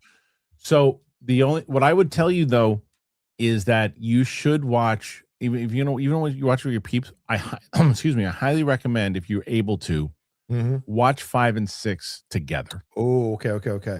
Because 6 is fine, but it's like the aftermath of what happens in 5, and there's not a lot that ultimately happens. It's just it should have been one big episode. Right. It clearly feels like 2 episodes split in half. Oh, okay. It's good, but it just feels like they're showing the second half of this episode. Right. And they're showing this week's one early, I think on Friday or Saturday. Oh, good to know. Because of the Super Bowl. Smart. Good to know. I'll have to make sure that I get my reaction early on that one. Shoot, that's good to know. All right. Hotel Nerd. Royal Rumble was meh. 5 out of 10. WrestleMania in Saudi is going to suck. Yeah, that's on ESPN too. Oh, ESPN as well, right? If the Saudi, I don't know what it is about the Saudi presentations, but they're kind of low key. Unfortunately, they're not as crazy as they should be, and something about the sound also. It just doesn't have that energy. Like Puerto Rico, that was an amazing premium live event. I don't know why Saudi isn't that kind of level of presentation. It's kind of shocking. Can I ask you a question? Sure, why not? What year are we in? 2026. Are you sure? Because I saw something on Twitter that had Iguana Man Iguana Man, yes. What the fuck is that? Is He that was like in the Royal Rumble. gobbledygooker? No, that's from AAA. He's a Mexican wrestler in Is he? AAA, which the WWE bought a few months ago, and they've had WWE people like El Grande Americano shows up and fights in AAA, and the Iguana Man is one of the big stars of AAA. That's and so, insane. yeah, Guy had an iguana in his mouth. it does. He wrestles with the iguana in his mouth. Yes, that's the whole thing with it. I hate that gimmick. I hate it. Of course it is. I hate it. Of course you All do. right. Gen X kid. Happy 100 years of Black History Month. Respect. Happy 100 years. Respect. Hell yeah. Giant Patrizia. So Kristian, any word from Penny? Now I can't tell you. All I can tell you is that Wait, Penny Barber? Is that who you're looking at? Just telling you right now that I am in talks with a PR company for somebody. That's all I can tell you. That's all I can tell you. I want in on that show. I'm sure if you got Penny Barber on the show. I'm sure you do. That is top 5. I'm sure you do. I'm sure Sherry you do. DeVille, Penny Barber, Corey Chase. Those are top 5, dog. I'm sure. So we're in discussions. I'm going to say we're in discussions right now. Fuck Kalinowski, man. No. I have to be able to reward Kalinowski if whoever it is. Is that all it takes? Because I will make Monday Sherry DeVille Monday or Corey Chase Monday right now. For God's sakes. I'm telling you. All I'll say is we're in discussions. Right. Gen X kid. Hi, y'all. Oh, we did that one. Yeah. Okay. Hope everyone made it to your. Oh, she got a new puppy though. She added. Oh, blessed. I got a puppy, a golden doodle. Name's Harlem. That's cool. Nice. Love that. You know, I want to get a Rottweiler. That's my next one. I want to get a Rottie. Oh boy. Why? What's wrong with Rots? It's a lot of effort. It's a lot of time. It's a big dog. It's a heavy dog. But they're a lot of, but they're really good dogs. I know they are. They're great dogs, but it's a lot of commitment. I want a Rottweiler, and my little one and I already decided we're going to name it Zingo. Sticks. Yes, number 1. Sherry DeVille is my number 1. Can't be beat. I love that. Let's see. Where's the rest of this? I have this. I don't know where. I got to move. I'm gonna move this up here because I keep missing. Penny Barber. I don't know yet. I haven't said anything. Howdy. I'm loving Knights of the Seven Kingdoms. Short and sweet. Yeah, it is. I love that. It actually works. Look, contrary to popular belief, I don't mind 30-minute episodes of shows if you've got enough substance. Yes. If there's substance to it and you're building character with something big that happens, great. But as I've said many times over, when you're doing Battle of the Week, Monster of the Week, here's the Mandalorian. Should we give him a speech to who they're talking to? No, have him fight another creature in a cave. Like, no.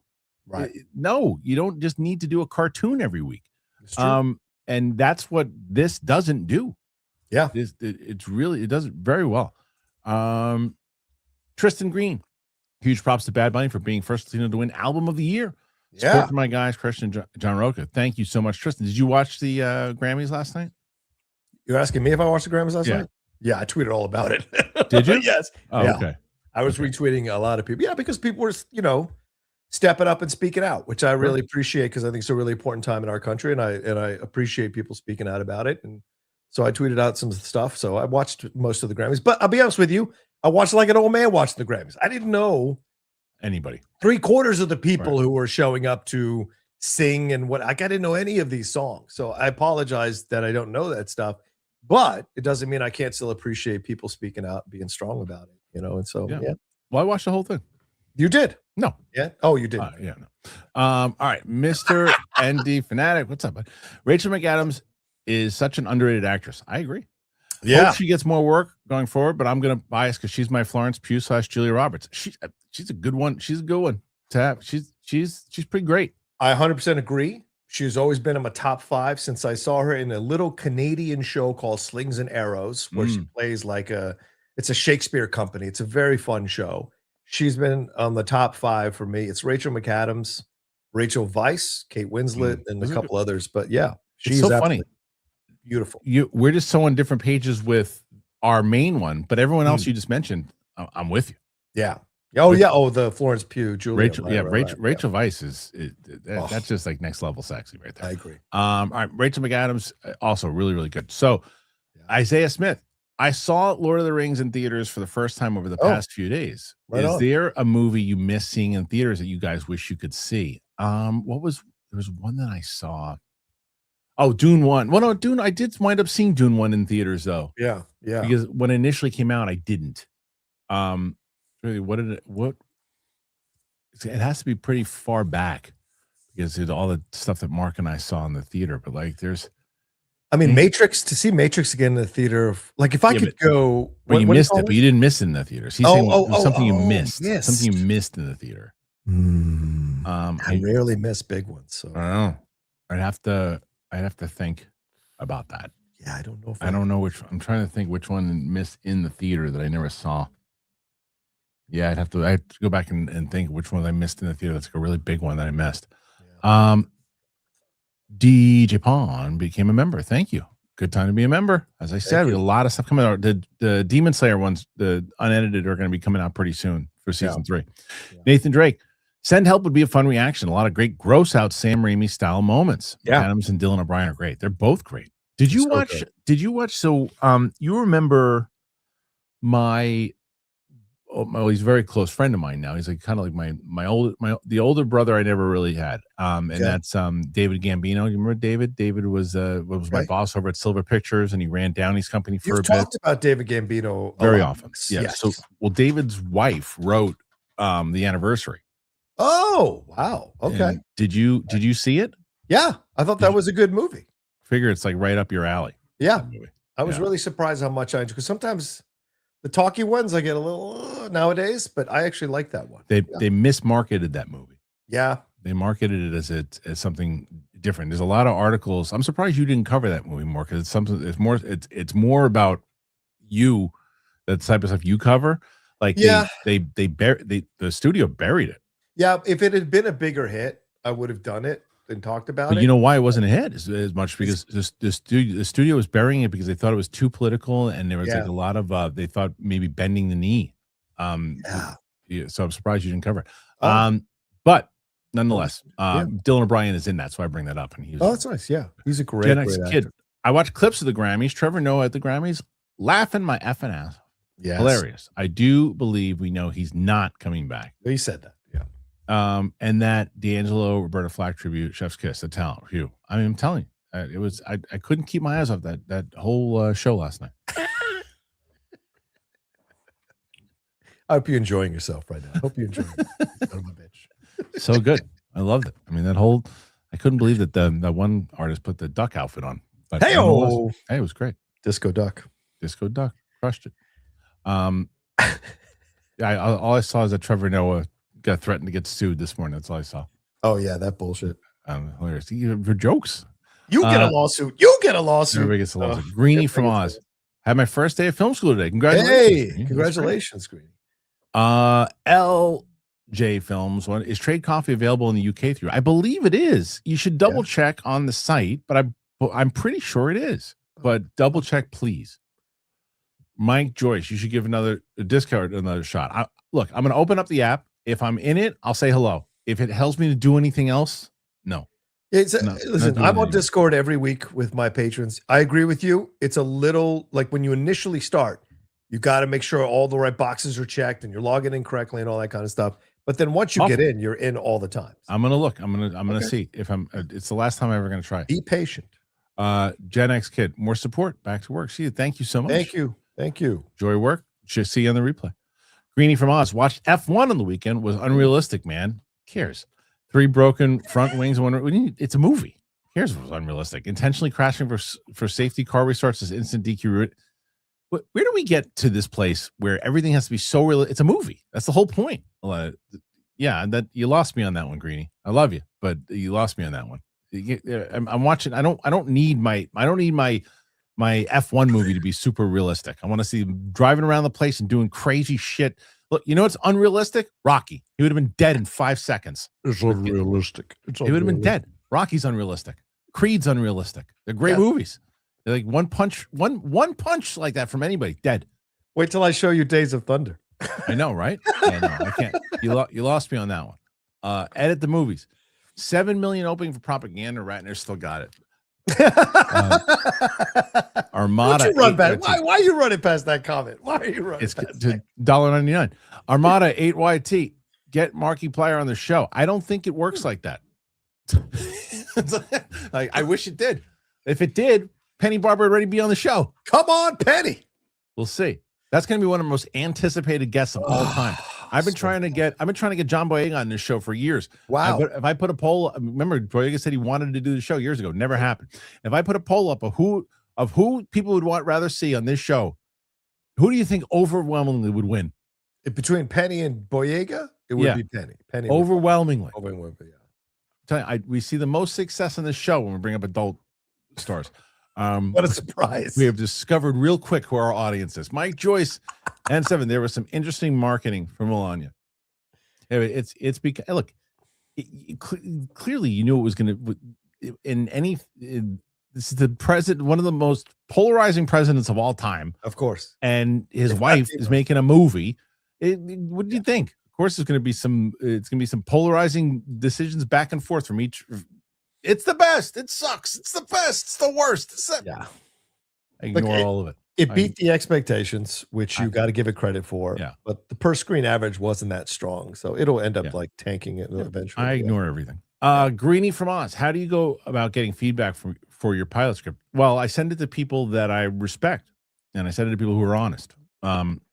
I sent it to. I am neither, so he didn't send it. You can read it if you like. I know how busy you are, but I sent it to people some people that I used to work with.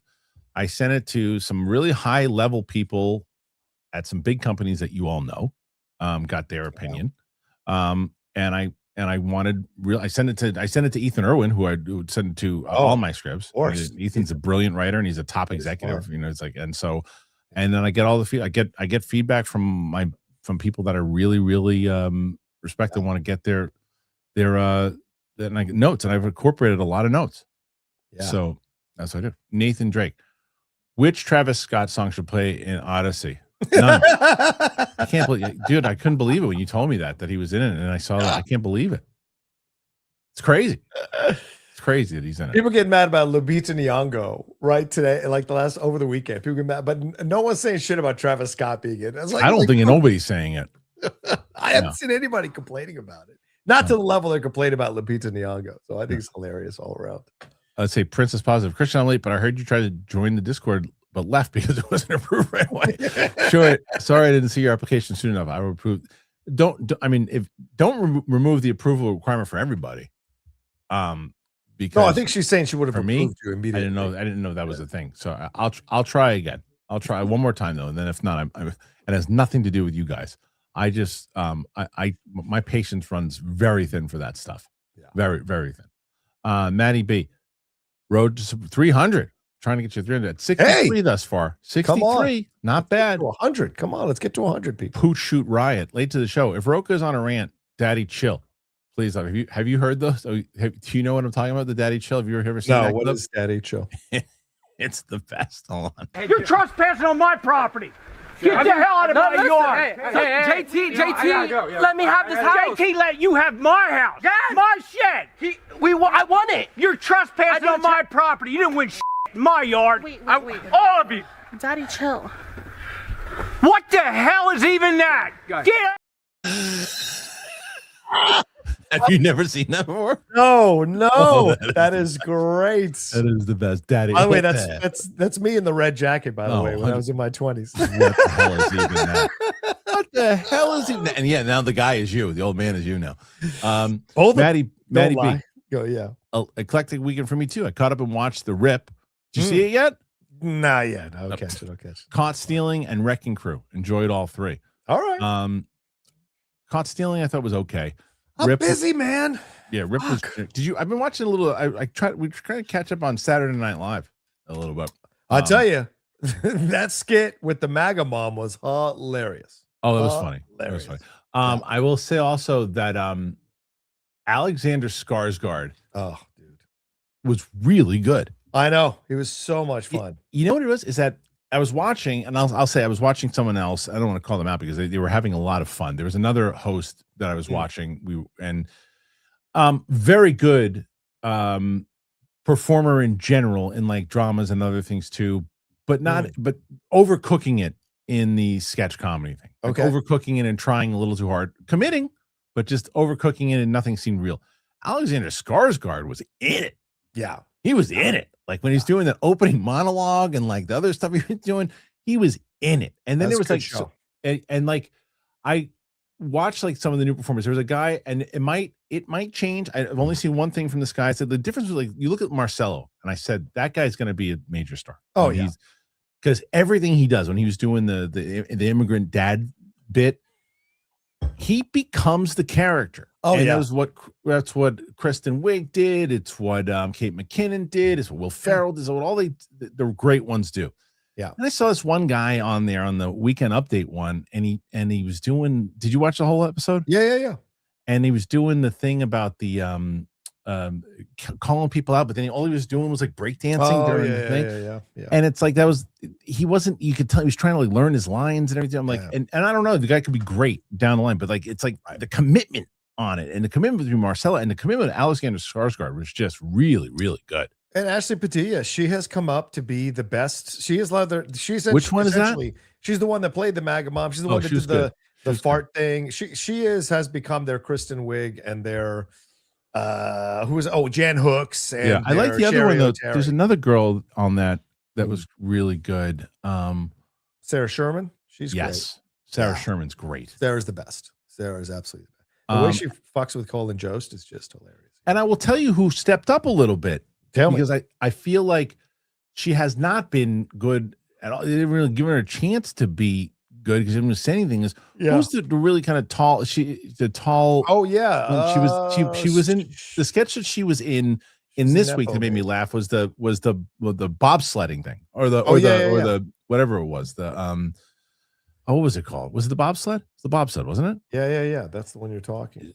And I was like, because most times she just kind of like nods, or she was one of the kids in that MAGA mom thing. Yeah, but Jane Wickline. Right. Wickline. Yeah, and I was like, she didn't really have a chance to do anything. She didn't really do anything. She was great on that bobsled thing. Hilarious.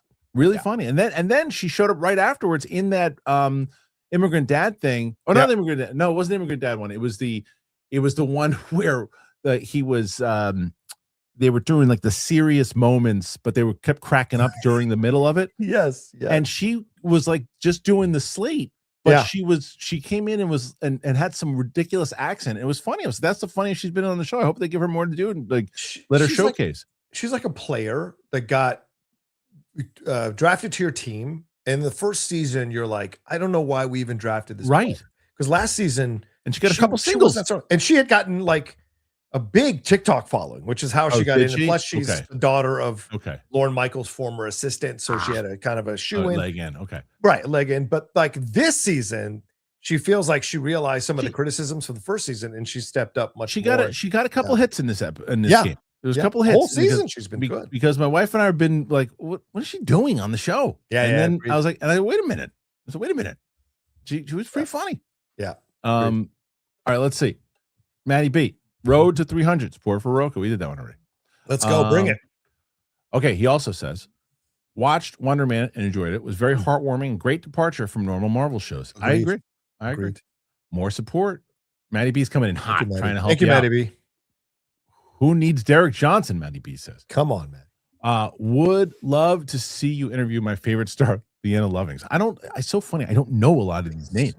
Shut up. I don't know a lot of these guys.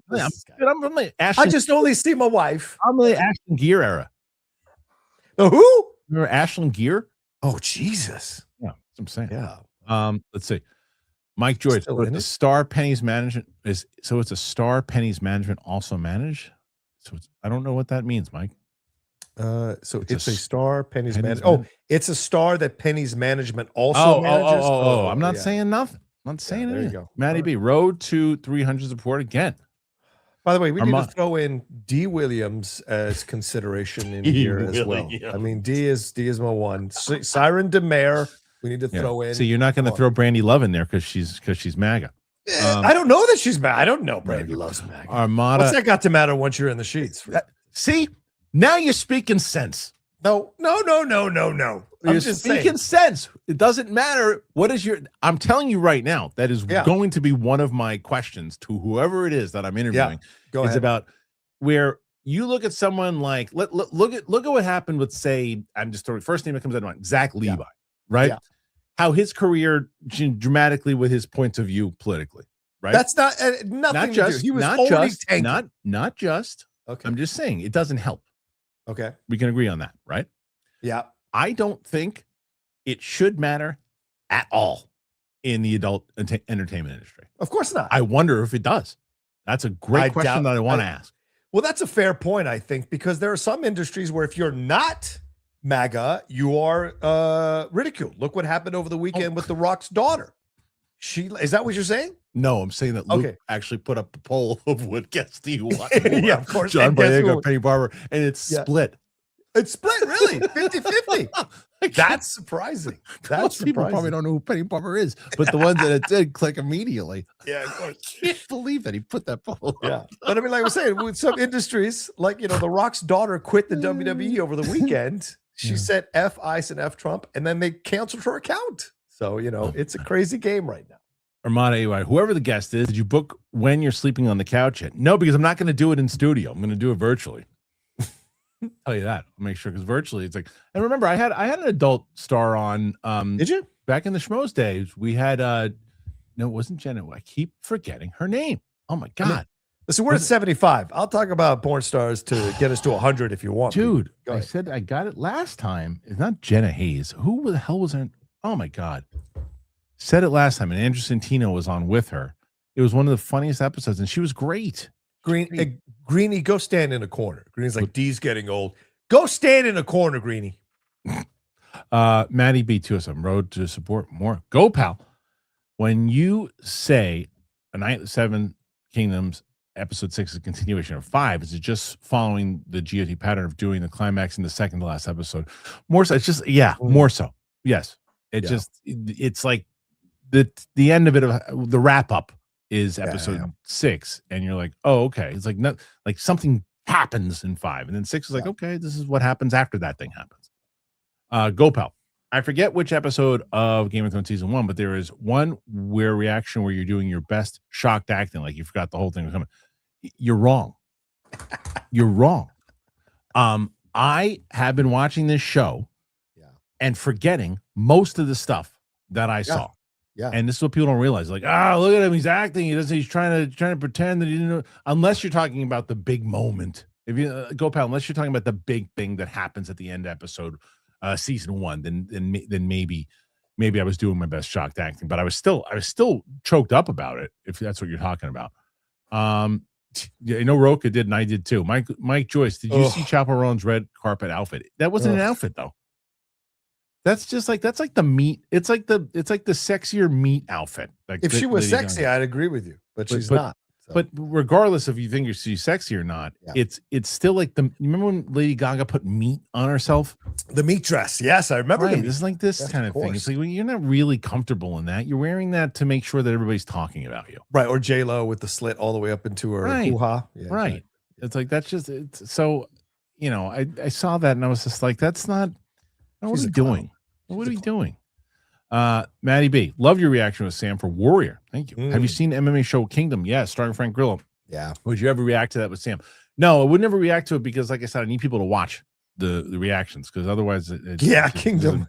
It's just not one of those ones that they would watch. I have watched quite a few episodes of Kingdom, and I liked it a lot. And I have now interviewed Frank Grillo a couple of times and told him that I started watching. He's like, "Oh, what do you think?" And I really liked it a lot. I want to finish it. Finish it. Oh, thank you so much for putting it. I would have been so mad at myself if I would have forgotten this. Thank you so much, Karen. R.I.P. to Catherine O'Hara. Karen, thank you so much for bringing that up. Oh, that devastated me. I know, man. Such a young age, too. 71. 71 is young for nowadays. Did they say what it was? She had a short illness, and I had a couple of friends reach out to me over the weekend. My friend is one of the producers on the SAG Awards, the Actor Awards, and she was telling me that they were trying to line her up for a presentation, and her team had told her she could make an appearance, but she wouldn't be able to present because of her illness. So clearly this had been happening for a few weeks, and then it just kind of took her out, sadly. So they haven't said what the illness is yet, but I'm sure that'll come out in due time. It It's sad. Yeah, and it was actually, and what was really even more of a bummer too was not more of, including in part of being a bummer was that it's one of these first ones that actually hit my daughter, my oldest, pretty hard too, because she's a big Beetlejuice and Home Alone fan and everything, and it just and Catherine, she loved Catherine, like loved her, and so she was really kind of choked up about it. I think it'll probably be the one that she remembers. You know, you remember like the first time like a celebrity passed and it hit you as a kid. It's kind of like that, and I saw, and I know that everybody hates AI, and I get it, but they were on the algorithm, they shuffle things around, and one of the things that got me was this music playing, and it was the Home Alone music playing in the background, and she shows up to the pearly gates, and John Candy was there waiting for her, give her a hug. It killed me, killed me. But she was, I mean, never heard. And then there was actually video of her going around and like she said, "What this is another one that got me." So what's your greatest role? Did you see this video of her? No, I haven't seen that one. She's walking through the airport, and some guy comes up to her, tells her how much he loves her, and she's very humble. And he says, what do you think? What role do you want to be remembered for in your life? She goes, being a mom to my kids.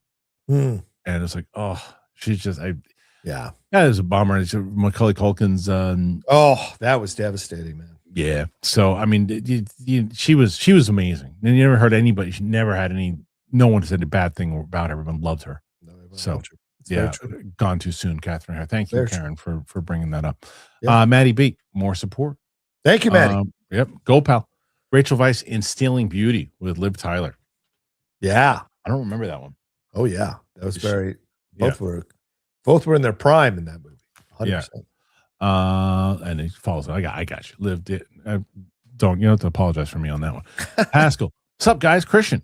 Whenever you or someone says Penny, you should use the Top Gun Maverick clip of when Cruise is stunned to see Penny at the bar and his eyes wide. Penny. Someone, Luke, if you can find that, if somebody can find that and clip out, that would be hilarious. Be good, because I'm telling you, that's going to be. I think that'll be one of the highest rated episodes. Do you remember this, John? Yeah. You and I got so much crap for this. Remember when we led with the Lisa Ann story when we talked about that? Of course. That is still one of the highest rated live episodes, reviewed live episodes that we've ever done. Well, that's why you don't listen to people who complain about. I know. Like, why would you lead with this? They don't run YouTube channels because you don't care. When I lead with Inaratu has a new movie coming out, it'll get 3,000 views. I talk about Lisa Ann get arrested. It's got almost 40. Yeah, exactly. Go pal. I saw an article. Anniversary was on Netflix February 1st, but I can't find it.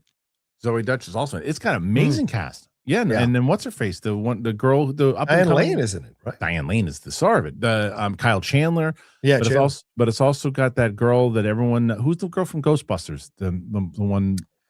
Oh, the rising star. The rising star. She's in everything.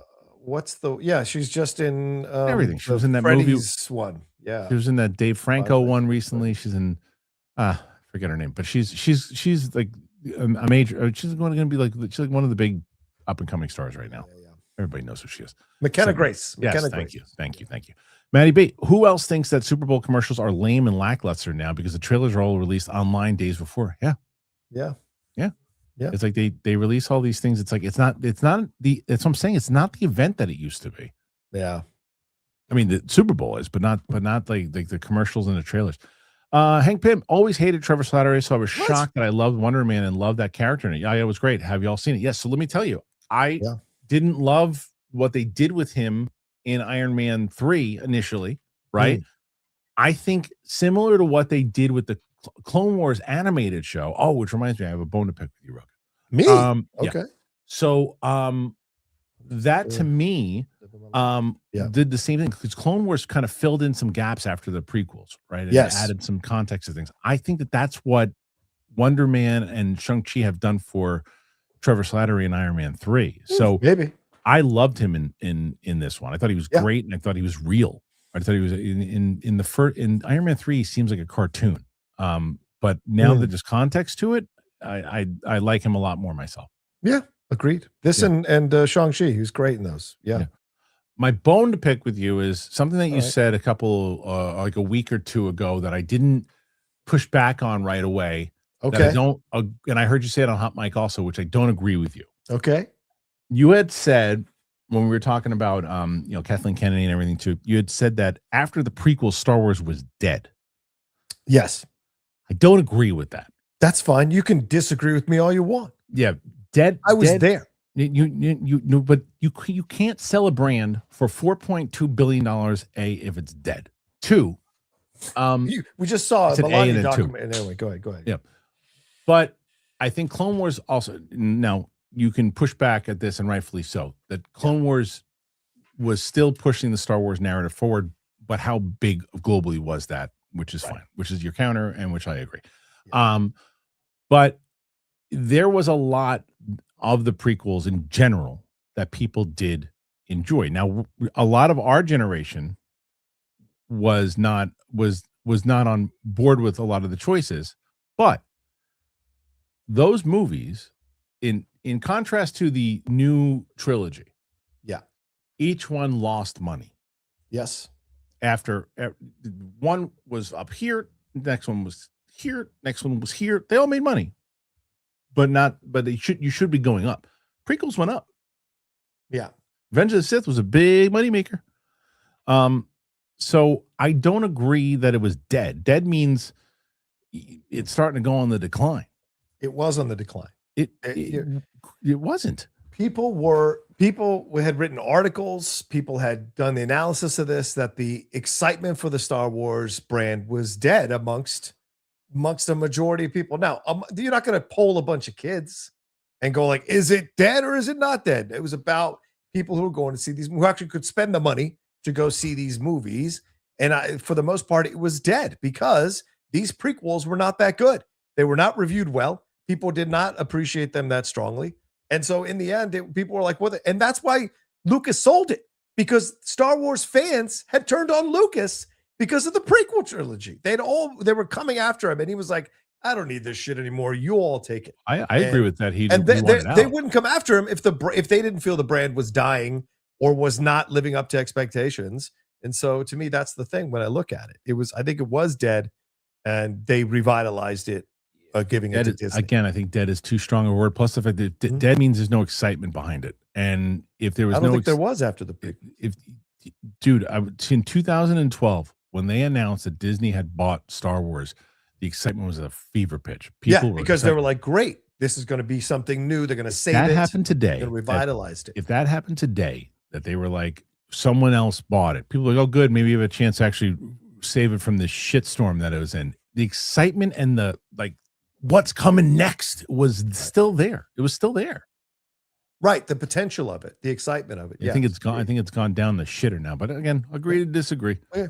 All right. Let's 82, John. 82. Not very bad. kind. Yes.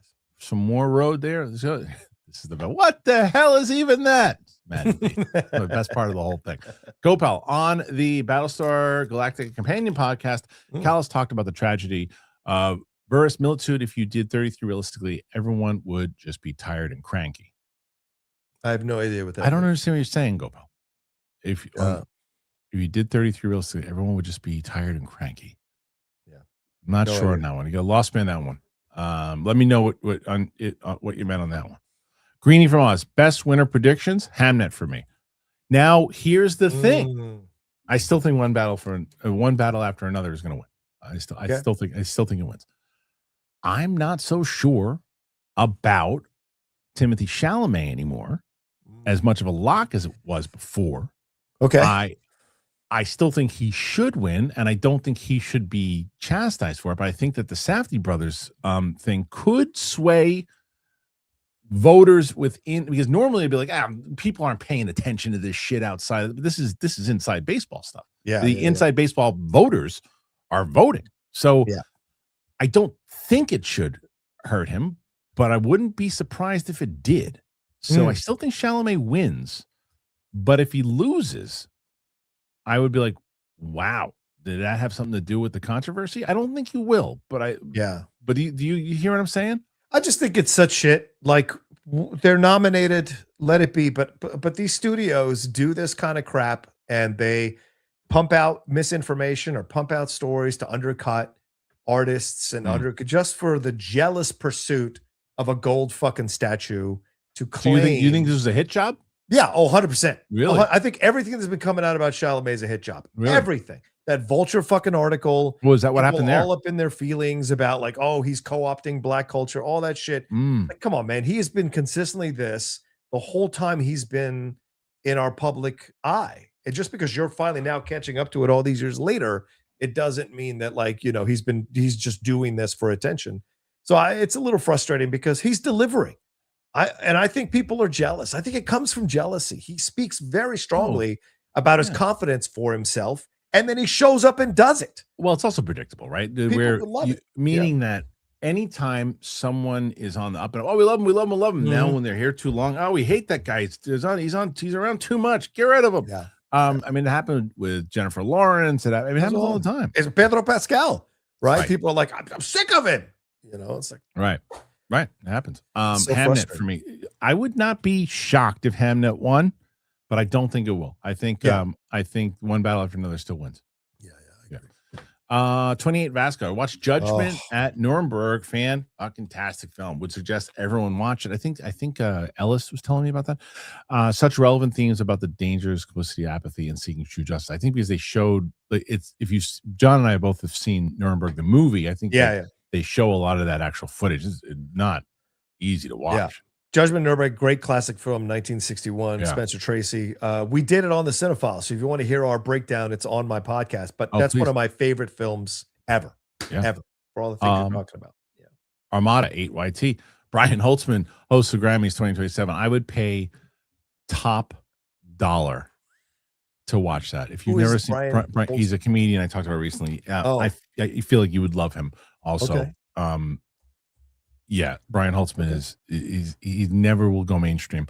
But he is something else. Him hosting the Grammys, I would try to get a ticket to be there front row. Maddie B 207. Speaking of SNL, did you guys see the hilarious Harry Potter skit a couple of weeks ago? No, I didn't. The Harry Potter skit. I don't think I did see it. I forget who was in it if I did. Yeah. Hank Pym, what will be the biggest box office bomb of 2026? I mean, that's always hard to say. I don't know. 2020. I mean, I don't know. It won't be Spiderman, and it won't be Doomsday.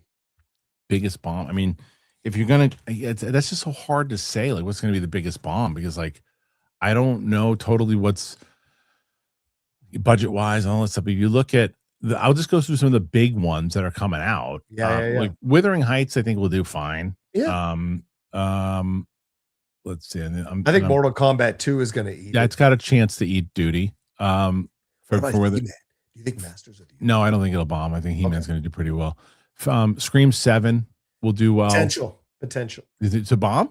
I think there's a potential. Really? Yeah, possibly. I don't know what the fan base is like right now because it's kind of split with everything that happened behind the scenes. I think that goes back into what we were just talking about. I think that's a much more bubble thing than overall. I think the Scream fans will come out and see it. Okay. Let's see. Let's just go into the summer movies and see if sure.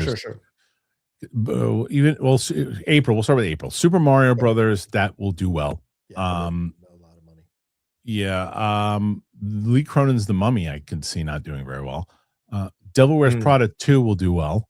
Mortal Kombat 2, I think John's right. That one's got a chance to not do well. Mandalorian and Grogu, not a bomb. I just think, again, all it really needs to make is like between $400 and $500 million, and then that's all they need.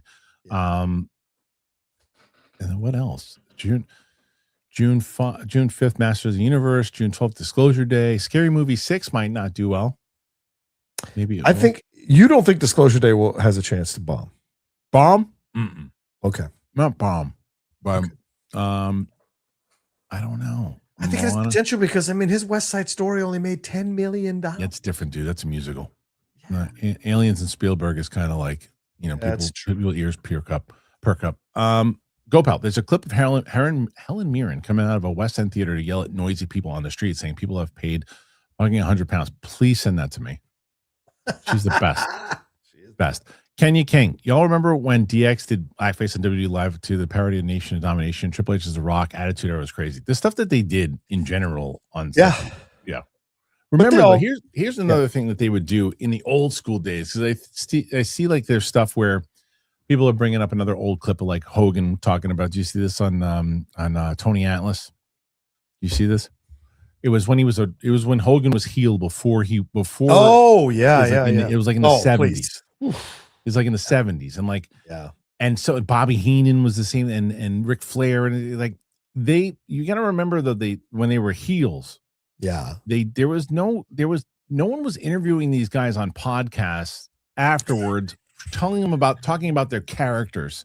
So they were portraying this as real bad. Yes, like Roddy Piper was hitting Jimmy Snuka in the head with coconuts, and the most racist thing you could ever do. And they played on that stuff to really get you worked up and get you pissed off. So like that stuff beforehand, and not to say it was right, but they were playing it as if these are real horrible people that you were supposed to hate. You don't get away with that today because you also don't want to give, if Seth Rollins is a bad guy, you don't have this because he's not going to be comfortable doing that now. Because people know who the real guy is. They used to pretend. You would get in trouble. So Hacksaw Jim Duggan and the Iron Sheik were supposed to be rivals. They were doing coke with each other in a limo, and they got arrested. And Vince was pissed because, like, why would you guys be doing coke with each other if you hate each other? So no, you can't go back and watch those old promos and judge it through 2025, 2026 eyes. That's a waste of time. Yeah, you can't. Because then you'll have to ignore all Cena's coded homophobic promos or Rock's homophobic promos, and those are. You just, it's the time. It's the time. Do you want to play a fun game? Tell me you haven't watched my show in a while. Without telling me. Sure. This one. Andy's Francis. Will you ever have Mark Ellis on here? You two okay? Mark Ellis was on last week. Thank you. Michael Timms. Now that we are getting He-Man, how long until we get Thundercats? Probably, if it does well, Andy Wingard's movie will probably be happening. I would assume that they would put. Yeah, if it does well, right? If He-Man does well, I agree with that. Yeah. Mr. Nico 2 Soccer. Hey guys, very underwhelming Rumble. No surprises, and going with winners that are safe shows creative is against the wall. Agreed. Also, crazy to eliminate Brock. That was the stupidest thing ever. Happy Money. I agree with you totally. Especially if they just eliminated Obafemi. Like let the Brock let it one sit. Be big. It's like no one's running the right way. Hollywood Rules 2673. Got to support my guy. Salute to the outlaw. There you go. Salute. Go pal.